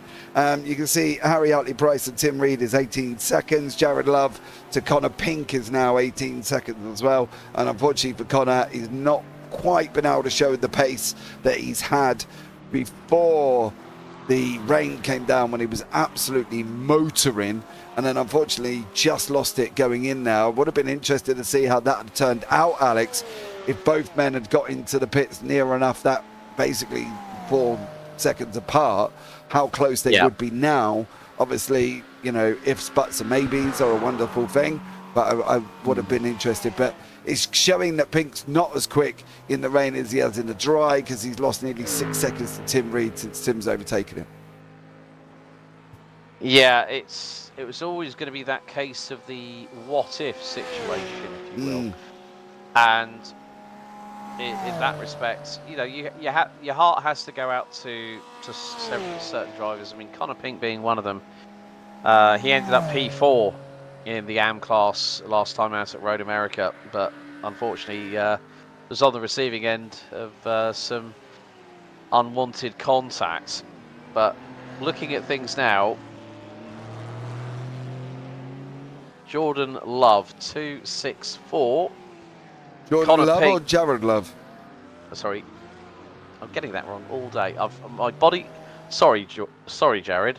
My body clock has been absolutely mullered because I've been up since up very early over the course of the weekend for Asia time broadcasts, which has not helped. Been trying to kick my backside into UK time zone gear, and then I'm off to Europe on Thursday. So more time zone tomfoolery for yours truly. But at the moment, if it finishes like it does now, Connor is on 246 points, Jared 264, and then with, well, Harry Hartley-Price is on 228, Luis Martinez is going to be on 225, of course, a very fast Spaniard in the Ferrari 296 because of that power cut. Real shame, because I would have loved to have seen a great battle between the pair of them, but if Luis had made it to the grid, even if he finished, he would have still won the title. Yeah, Luis obviously was unlucky with the power cut scenario here today. I'd be interested to know where he would have finished. Again, he's been mighty all season. Hartley-Price did what he had to do. I think we said he had to be in the top 3, Alex, if I'm not mistaken, coming in. Third, or I think it was third or higher, because he was 33. It was 33 points. I mean, if he'd... what have we got here? Joseph Lopez has just got his steering back. Has he got his steering back? Yes. He has got his steering back. Makes a mistake there as well. And poor old Scott Brown. Thought he was starting to come back through. Oh, bro, you're too quick. Way too fast. It's them curbs, and it's that wall. And unfortunately for Scott Brown, it's another mistake. So there you go. Yep. But Andy White is motoring along. He's chased. Oh, he's going to pass Tim Waters after Waters just gave him that. Get off the curb. Get off the AstroTurf. And Andy White, well, that's job done, and 1.1 seconds up the road already. So fair play to Andy White there. Up all night playing Oblivion. Don't lie to us. What's Oblivion? I don't know what the hell Oblivion is, Paul Thompson. I had commentary duties. Yeah, what's Oblivion? I'm not. People like us who are commentators, we either work at all hours God sends when we have the opportunity, or when it's weekends and you're having to deal with a time zone 7 hours in front of you, It's not great when you have to wake up at 2:30 in the morning to be ready for a 3 a.m. start on your broadcast. And you could understand that as well, James. Oh, bro, don't even talk to me about it, because when I'm, doing silly things and getting to bed at 4:15, 5 o'clock in the morning, and then having to get up at 8:30 ready for another one, I fully understand your predicament. The difference is obviously, I'm at home all the time, and you get to go and do it trackside. But the difference is, I suppose, is both sleep schedules are completely shot, Mr. Goldschmidt. Yeah, they are shot to pieces like a shattered mirror. Absolutely. I'm still, my body clock's like going, okay, you need sleep. My body's going like, you need sleep. Your brain goes, no, you got this to do. Oh, it's like, and then the body just goes, oh, you need sleep. You're tired. Yeah, and then you collapse. But I've got work. I've got to work. I've got to work. See, this is the joyous things as commentators that people don't see, and so especially when we do this full time as a living. We're up doing stupid hours at stupid times of the day while everybody else is asleep. We're talking about pretend race cars on virtual racetracks. But it's something that we love in doing, and that's why we do it. Otherwise, trust me, I wouldn't be up at 5 o'clock in the morning for any other job. Exactly. You wouldn't, yes, it is our full-time career. We do it for the love of the sport, but also, just like everybody else, we've got to maintain a roof over our heads as well. Meantime, sunshine's starting to appear a little bit now on the Mulsanne Straight, it looks like. 19%. Do we have rain? No, we do not. No. No, we do not. And Andy White has stopped his wiper on the car. Oh, now this could be very interesting. Twofold here, James. We haven't got long enough. We haven't got long enough. Yeah, but it just depends on how much quicker some of the drivers get. If the track, it might not be long enough, but who knows? No, there's still rain coming out of the Porsche curves. So there is still rain. It's part wet, part dry. So, Paul, track temp will be very, very difficult for Track Evolution to come in. But when you got a part wet, part dry circuit, the wet tyres are going to be put through the ringer. Yes, they are. And the problem is it will end up overcooking the tyres as well. And they've got to be. You then have to go searching for puddles, should we say, to try and cool them down. Yeah, just like we see that Connor Pink has decided to go from the outside of the track, where there is sun starting to beam past the buildings on the start-finish rate, despite the rain falling down. But the rooster tails are significant enough to show that yes, the Track Evolution will not be significant enough for some drivers to be able to get the hurry up, so to speak. Yeah, I don't think it's going to be enough for these guys to make massive inroads. The gap from Pink to Reed is still 6.5. Cullimore is actually caught Pink, which is a little bit worrying. But certain parts of it is basically they've got to try and hunt out rain or the wet track because it is drying at other parts of the circuit. Puddle finding simulator incoming. Love that, Paul. Well done. But the thing is, Tim Reed has just got past Jared Love. Now look at the gap on the side. No. There's hold on. Sorry, wrong person. Oh. So what's happened? It's going to be a puff of water in a minute. And a big old aquaplane. There he goes. He's hit the wall. He's hit the wall. Oh my, giddy on. And he's got front end damage. That bonnet is loose now. And steering. Oh dear. You can see he's having to hold it to the right hand side, which means he's got to over rotate the wheel to get it round the right hand corner. He's got to under-rotate the wheel to get it around the right-hand corner because the wheels are already pointing in that direction, and he's got to over-rotate to get it round to the left. It's a little bit... It's not looking comfortable. It's a little bit jiggly-wiggly. Something's gone on that car. And that's why Reed's gone through. Something has gone on that car. And look, Pink and Cullimore. Pink and Cullimore, they have caught him. Yeah. And here we go. Connor Pink now on lap takes the lead. Takes the AM class lead. Oh, now I've got to do maths. Don't worry, I'm already sort. Don't worry, I'll do that. Oh, okay, cool. I'll do that. Fair play. I'll just sit here then. I'll just sit here and park it. Connor Pink goes on to 249 because that puts him in first place, but he's got to keep his eyes behind him. Because Cullimore is now in second. So Jordan Love will. Sorry, not Jordan. Jared. Why am I doing that? I don't know. I don't even know where Jordan come from. We haven't even got a Jordan in here. Are you just making love children? Just making love children. What is going on here this evening? Yeah, I think says Sophie. I think, that was Sophie. We don't want you to have the baby early. It needs to cook in the oven for another couple of months. Settle down. Okay. Jared Love, 258. Connor Pink, 249. That is the. So Love's got to go down further. So he needs to go down behind Walters, and Walters at the moment to Jared Love is 50 seconds and closing at a rapid rate of knots. The question is has Love got his fast repair or not? Well, he's only been in the pit lane once, so yeah, you can see that the toe out is literally so wide.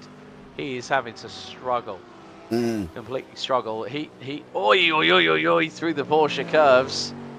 Well, he lost because of that incident 12 seconds in the opening sector to Connor Pink. He's going.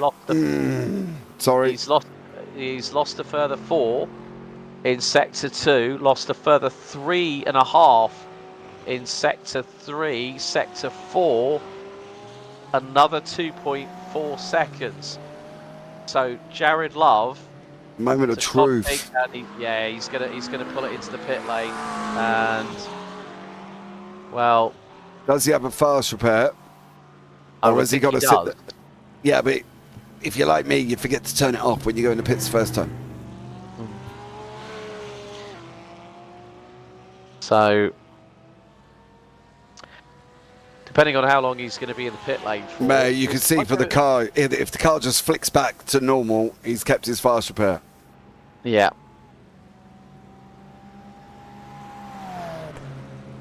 So, Trundle down the pit lane for Jared Love. Yep. He's kept it. He's still got it. He's on his bike. Lucky man. Lucky man. Very, very lucky man. Oh. That was the get out of jail free card, despite the code brown and smacking into the wall, but... You lucky man. If he hadn't had that, Walters and Haynes would have got him there, because he would have been sat there for a while. So, Jared Lowe, you are what is known as a very lucky man. Very lucky boy. And I think we're only going to have one more lap, Alex, as the leader, Harry Hartley-Price, is all the way coming into the second Mulsanne. Yeah. So, we're going to hit what will more than likely be 21 laps of the nearly 8.5 mile, 36 turn circuit here at Le Mans. So, yeah, Jared Love is on course to win the AM title by 9 points. Harry Hartley-Price will win the pros by 3. Just as we were saying, just a real shame that Luis Martinez, unfortunately, unable to join us here tonight. But yeah, well, Jared's probably feeling a lot better now that that car did have a fast repair. And look who's closing in. The man who's been making his way slowly and steadily up the field. But he was the first one to pit. Let's not forget Andy White, who pitted, I think, at about the 25-minute mark. Whereas everyone else went in after lap number 11. It's going to be interesting to see what White's going to do it. if he's going to give Love some, love, I suppose.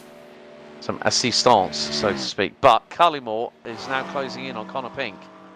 And that Porsche is looking rather mighty. McLaren versus Porsche in the wet. Which is what we said. Did we see earlier on? I think this could be the case where Connor will finish second in the championship. But if he loses the lead to Cullimore, that's going to put him back to 246 points, I believe. Which will mean that Jared Love's winning margin will be 12 at the end of this race. Yeah, but he's still not going to be enough. He has to make another boo-boo and go down further. I don't even know if he's going to lose it, even if he drops to the bottom of the Anfield, would he? Who? Jared Love, yeah.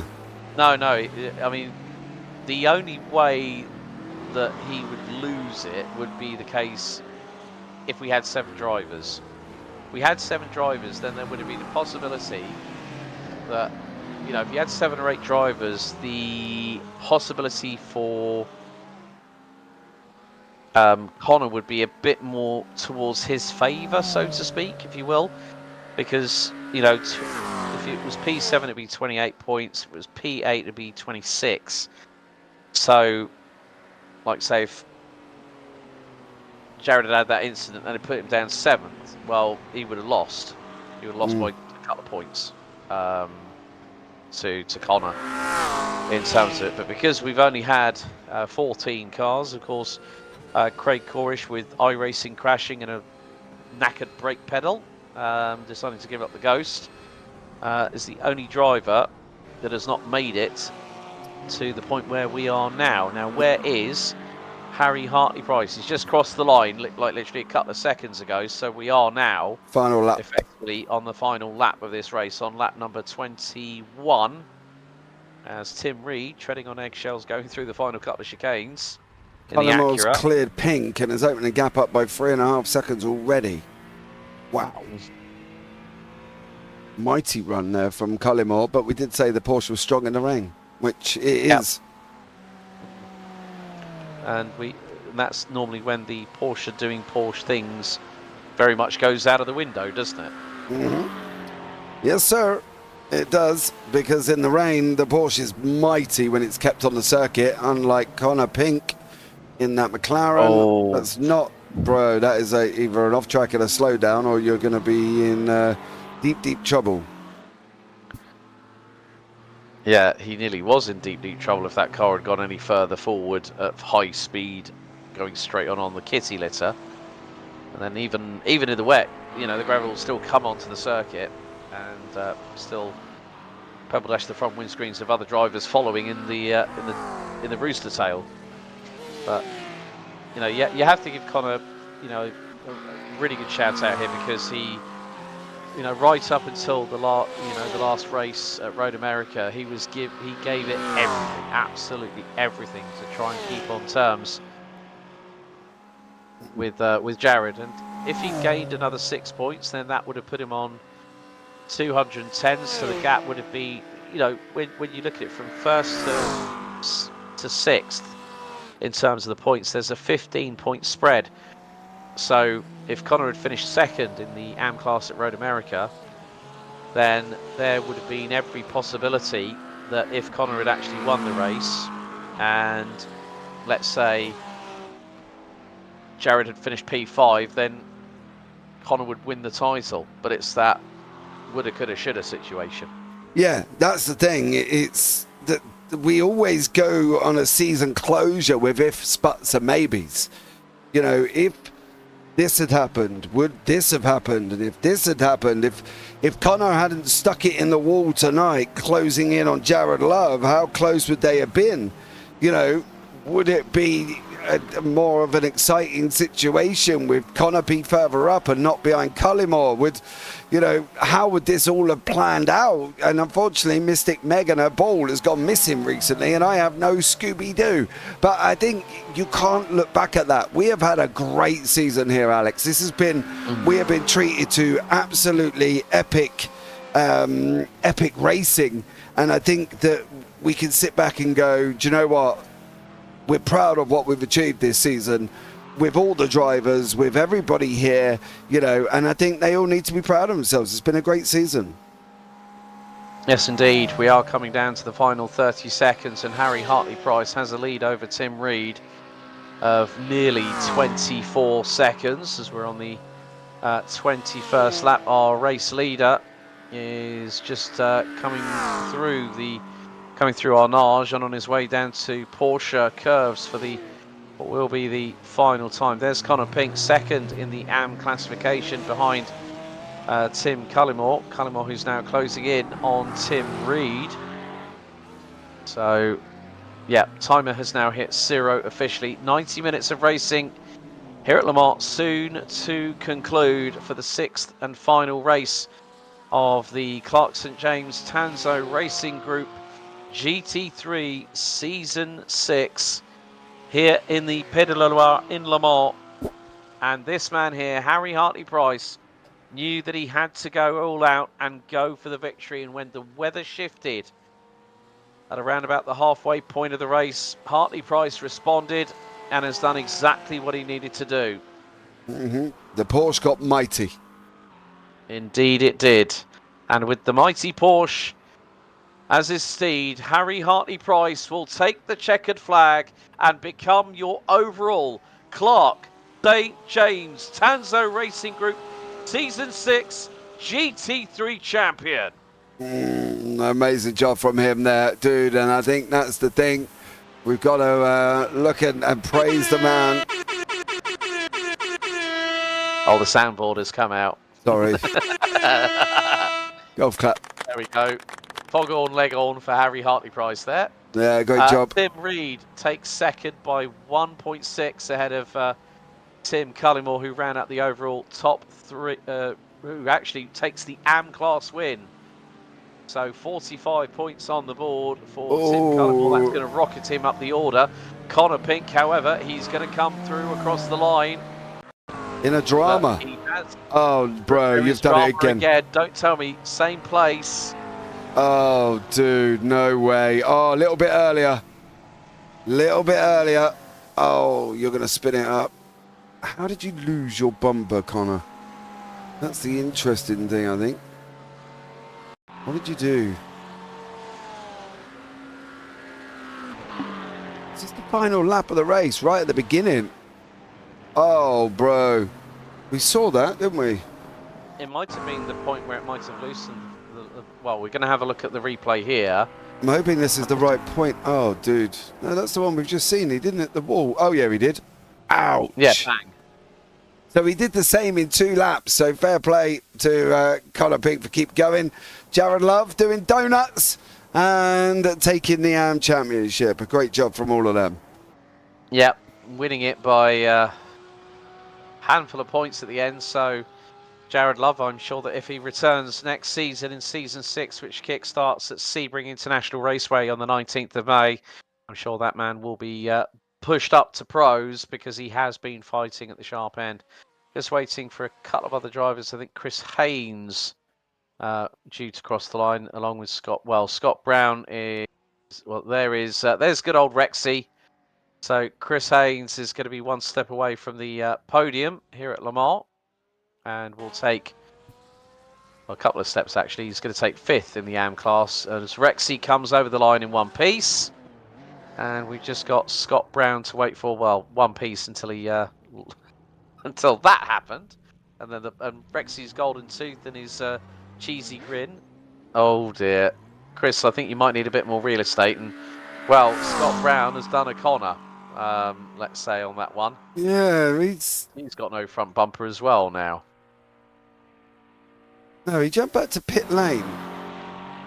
But what did he not... Well, he's got no rear wing, so that's going to lose the back end the minute he turns it into a corner. And then there goes the front bumper.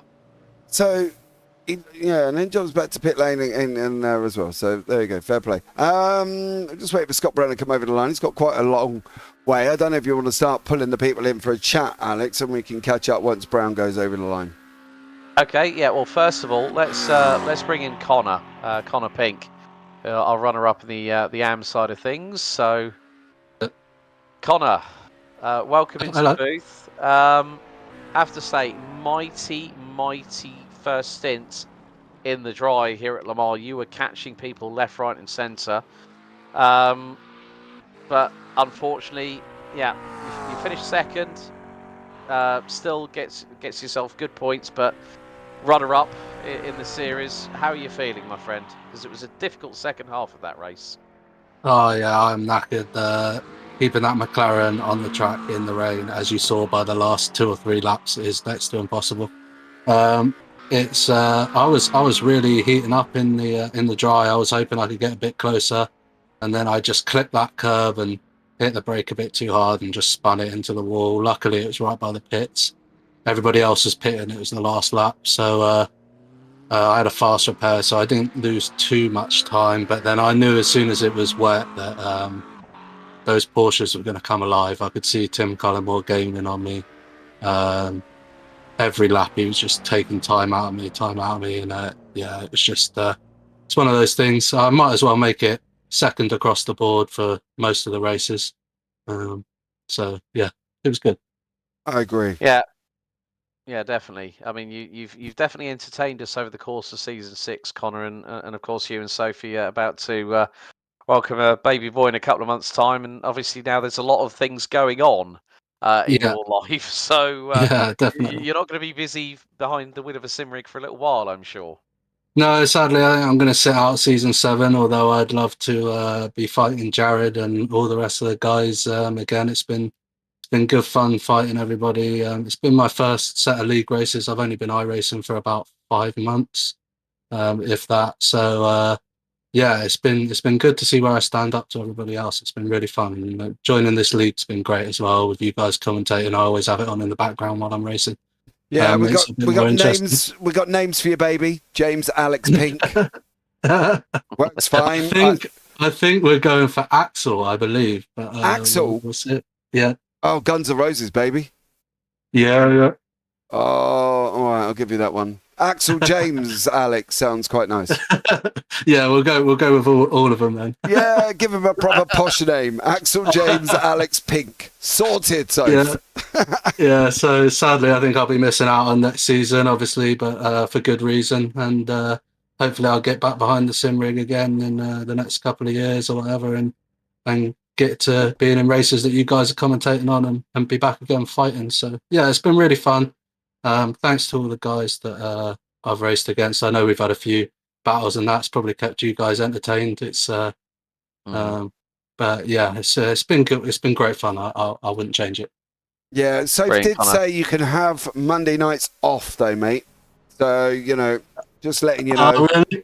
Yeah, I'm not sure about that. We'll see. Don't you listen to what she says, mate. I've heard it first. That's what she told me.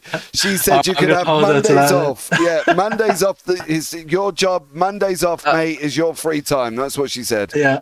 Well, we just had a response in YouTube chat saying Sophie going, I did, with 4 question marks behind it. Yeah, I have a feeling I'm going to get told pretty quick that didn't happen as soon as I step out of this rig. Yeah. Maybe I'll sit in the rig for a little longer so I don't have to listen to it. It was worth a go. Connor, I tried fighting your corner, mate. Yeah, honestly, thank you guys. You've made it really interesting and amazing to watch back and have on in the background. So it's been really fun.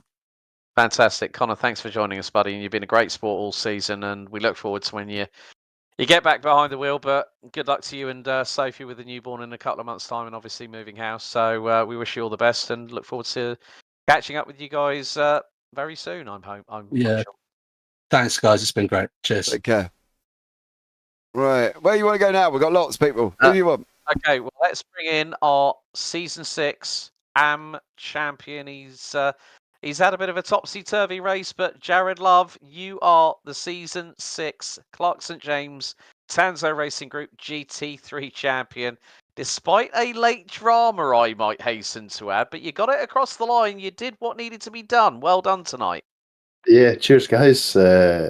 I've put in quite a lot of practice this season. I've definitely got a lot quicker and more consistent as the season went on. And kudos to Connor for that as well. He's been so consistent, and albeit I don't know how he's not had a win this season. He's, both times I haven't won, it's been Tim Cullimore's managed to win, but Connor's been so consistent. He has pushed me all the way. So yeah, it certainly made me a more consistent and faster driver with a bit of But competition. we've seen the rise of Jared Love in the Mustang all season long, and you put it on pole here today ahead of Andy in the other Mustang, and things were going really, really well until the heavens decided to open. It threw the cat amongst the GT3 pigeons here today at Le Mans, but you still managed to get it over the line. You finished P3 behind Tim Cullimore, who eventually got the win, behind Connor. But luckily enough, you had that fast repair in the bag just to get that front end rearranged, because that was that definitely needed a bit of plastic surgery to get that thing back on the road again, didn't it? Yeah, I don't know how bad it looked, but I think the front wing was dragging. I couldn't get out the fourth gear down the Mulsanne after hitting the wall. When I got going again, I was like, all right, it feels all right in the corner. And then it stopped accelerating beyond fourth gear. So I was like, yeah, I'm going to have to pit. And thank God I did have the fast repair, because it could have went a lot worse if I had to get, God knows how long, many repairs, a few minutes anyway, to get that front bumper repaired. Yeah. Right. First things first. You back for season 7 in a couple of weeks on the 19th when we go to Sebring? I will be back for season 7, but I am on holiday for that week, so I will not be racing at Sebring, which is a shame because it's a track I really, really like. We done the 12 hours of it, me and a few guys from Tanso last month, and it was great fun. But yeah, I'll be back for season 7.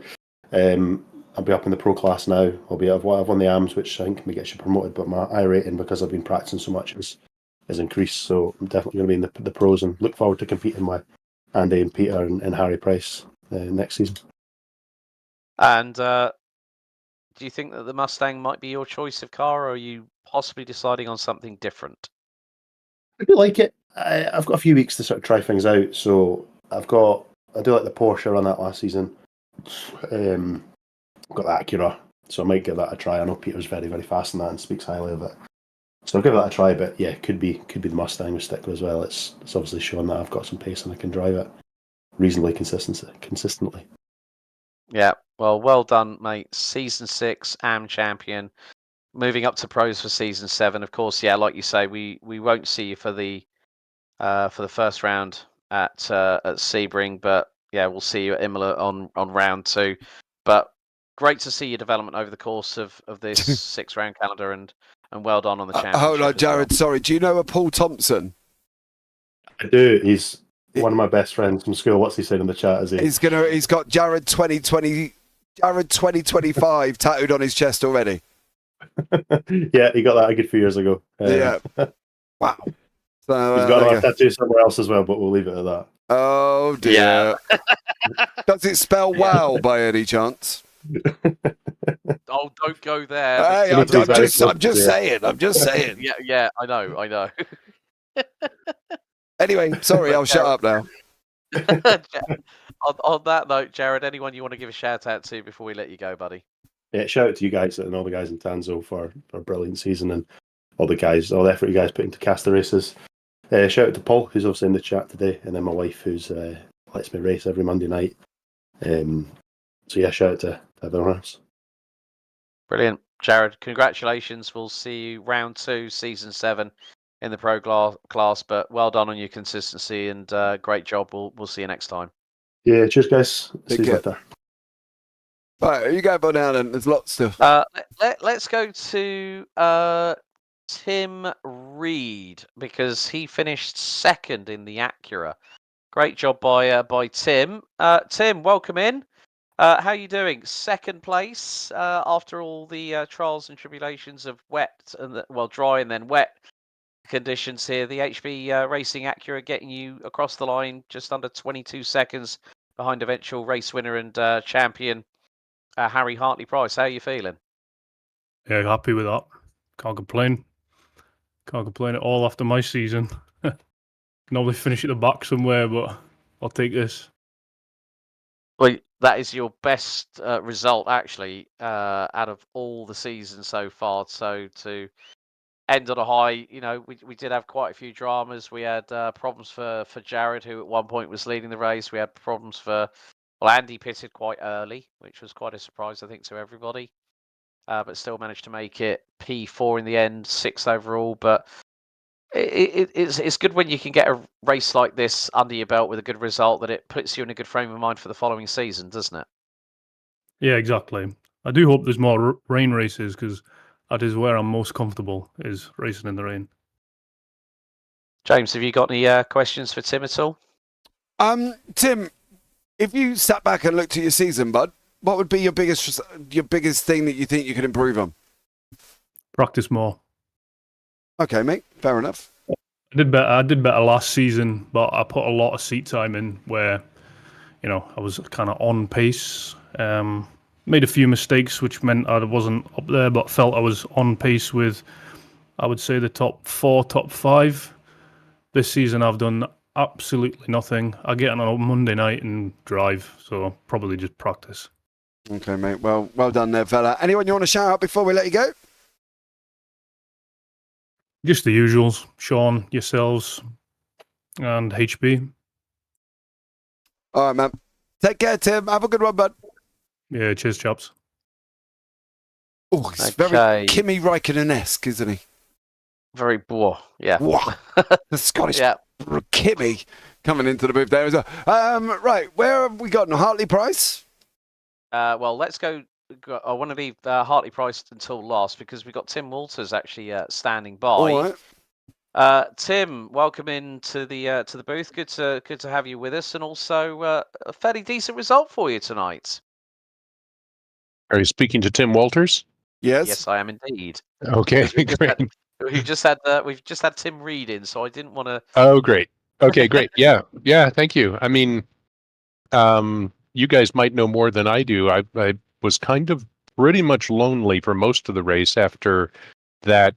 I've had a battle with Sean. I wouldn't say a battle, but I was right behind him for several laps. I couldn't get past him. And then for the last 2/3 of the race, I was all by myself, but I didn't mind it. I thought it was quite enjoyable. I've never done a 50-minute race, let alone a 90-minute race. Mm-hmm. And I've never driven in the rain. So that is in iRacing. I've driven in the rain in reality. In reality, in real life, you mean? Yeah, I drove Formula Fords for a few years, way back, like 77, 78, 79. And in one particular race at Portland International Raceway in 78, we all got on the pre-grid with slicks, and there was a downpour.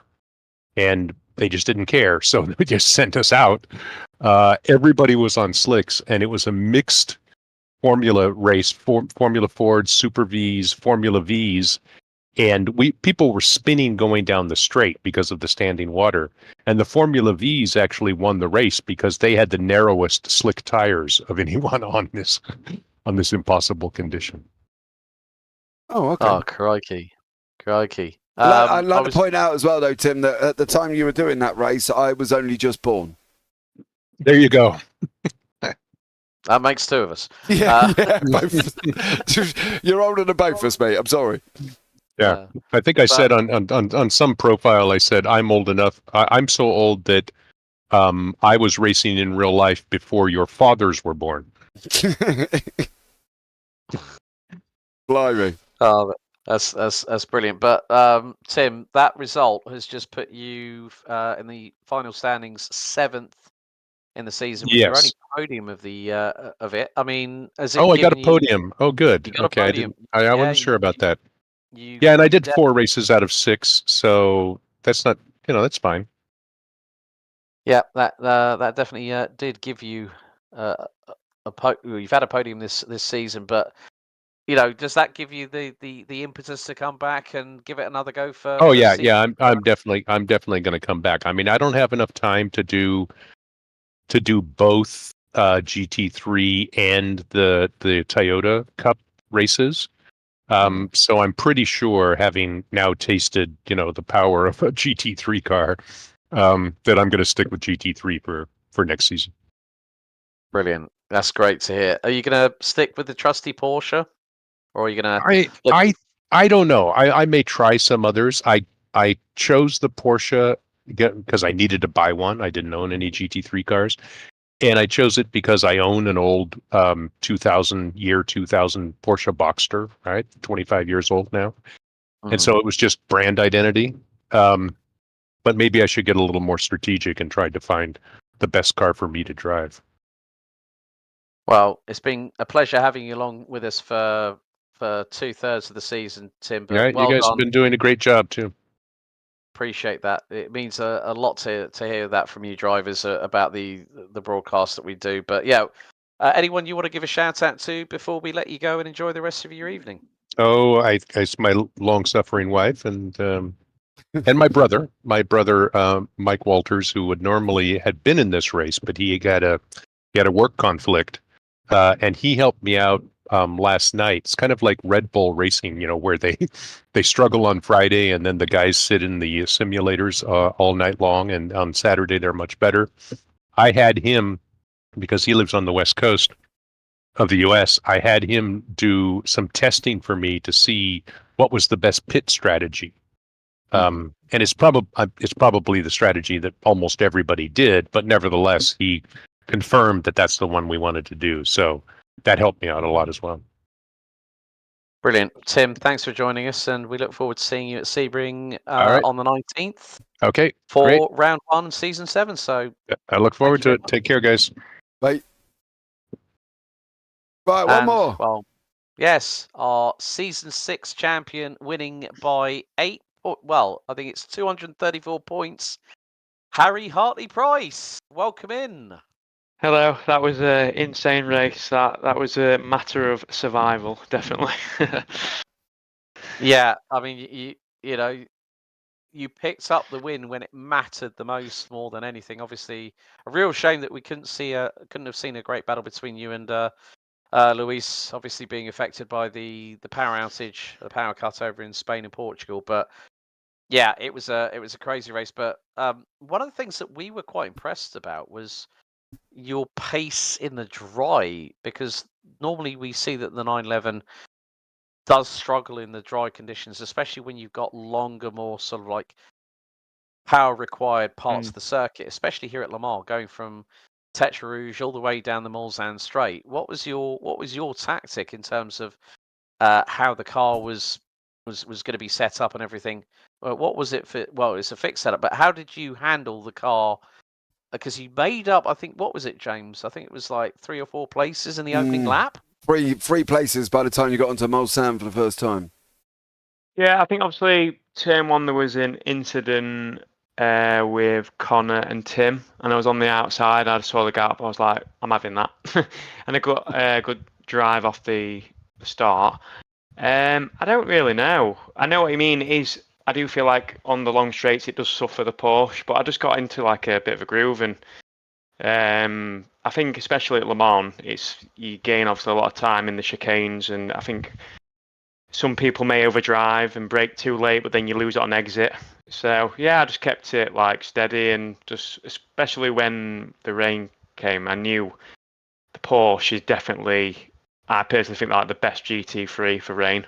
And I'd done most of my testing in rain, so I was just waiting for that really, and then yeah, just give it my all. Yeah, and it happened when it mattered the most here at the 90-minute race at Le Mans. But it was close. I mean, you'd had 4 podiums over the course of the season. A little bit of difficulty in the early part. I mean, like Watkins Glen. Yeah, that struggle was one around of the that. races that could have, Watkins Glen. Then also Road America. You had drama at both races. I mean, Red Bull Ring, you got off to a fairly decent start, and then things went good at Portimao and then Mugello, where you finished second in both races, and then it was just like a case of you thought, okay, I know that Luis is not going to be here. It's a shame I'm not going to be able to battle him, but he did exactly what you needed to do. So congrats on the season 6 pro title. I take we're going to see you back for season 7 on May 19th. Yeah, definitely. As I said, it is a shame he weren't able to race, because it would have been really interesting to see what his pace would have been like in the rain. Me and Tim Reed have done well, especially Tim's done quite a lot of like rain like races. So I'm glad he come back into it. But yeah, I'll be back next season. We'll see how we go. See what car to choose this time. Indeed. Well, Harry, congratulations on the title. I'll see you back for you to defend the pro title when it starts at Sebring on May 19th. Anyone you want to give a shout out to before we let you go? My dog, even though he kept on trying to jump on my lap when I was racing in the rain. He kept on coming and open the door. But no, it was a great race. Thanks to Sean for putting it all on. And yeah, roll on next season. Brilliant. Harry Hartley-Price, our Season 6 Clark St. James Tanso Racing Group GT3 champion. Thank you so much for your time, buddy. We'll see you round 1, May 19th for Season 7. Yeah, cheers, guys. Thank you. Well, on that note, Mr. Parfitt, well, Season 6 in the bag. Very much so. It's been a great season. I thoroughly enjoyed this. You know, I think there aren't many seasons where you can sit back and go, you know, we've kind of had it all. We've had great racing. We've had great banter in YouTube chat. We've had lots of exciting things going on. And I think overall, it's been fairly epic. And, you know, I've enjoyed it. I've thoroughly enjoyed it. Well, that rounds out the coverage for the final round of Clark St. James Tanso Racing Group GT3 Season 6 here at Le Mans. So, 2 champions, Jared Love and Harry Hartley-Price, taking the AM and the Pro class titles respectively. But the championship returns on May the 19th. Season 7 gets underway in Florida, and sign-ups are still open. So don't forget, if you want to join Clark St. James TRG GT3 Season 7, sign-up links, well, you can go to tansoracing.group.co.uk or click on the Discord link and get yourselves involved. This has been a JP Broadcasting Network production. You've joined myself, Alex Goldschmidt, and James Parfitt for the last couple of hours. Well, as always, race hard, race fair, and if in doubt, go flat out. We'll see you next time. Good night for now.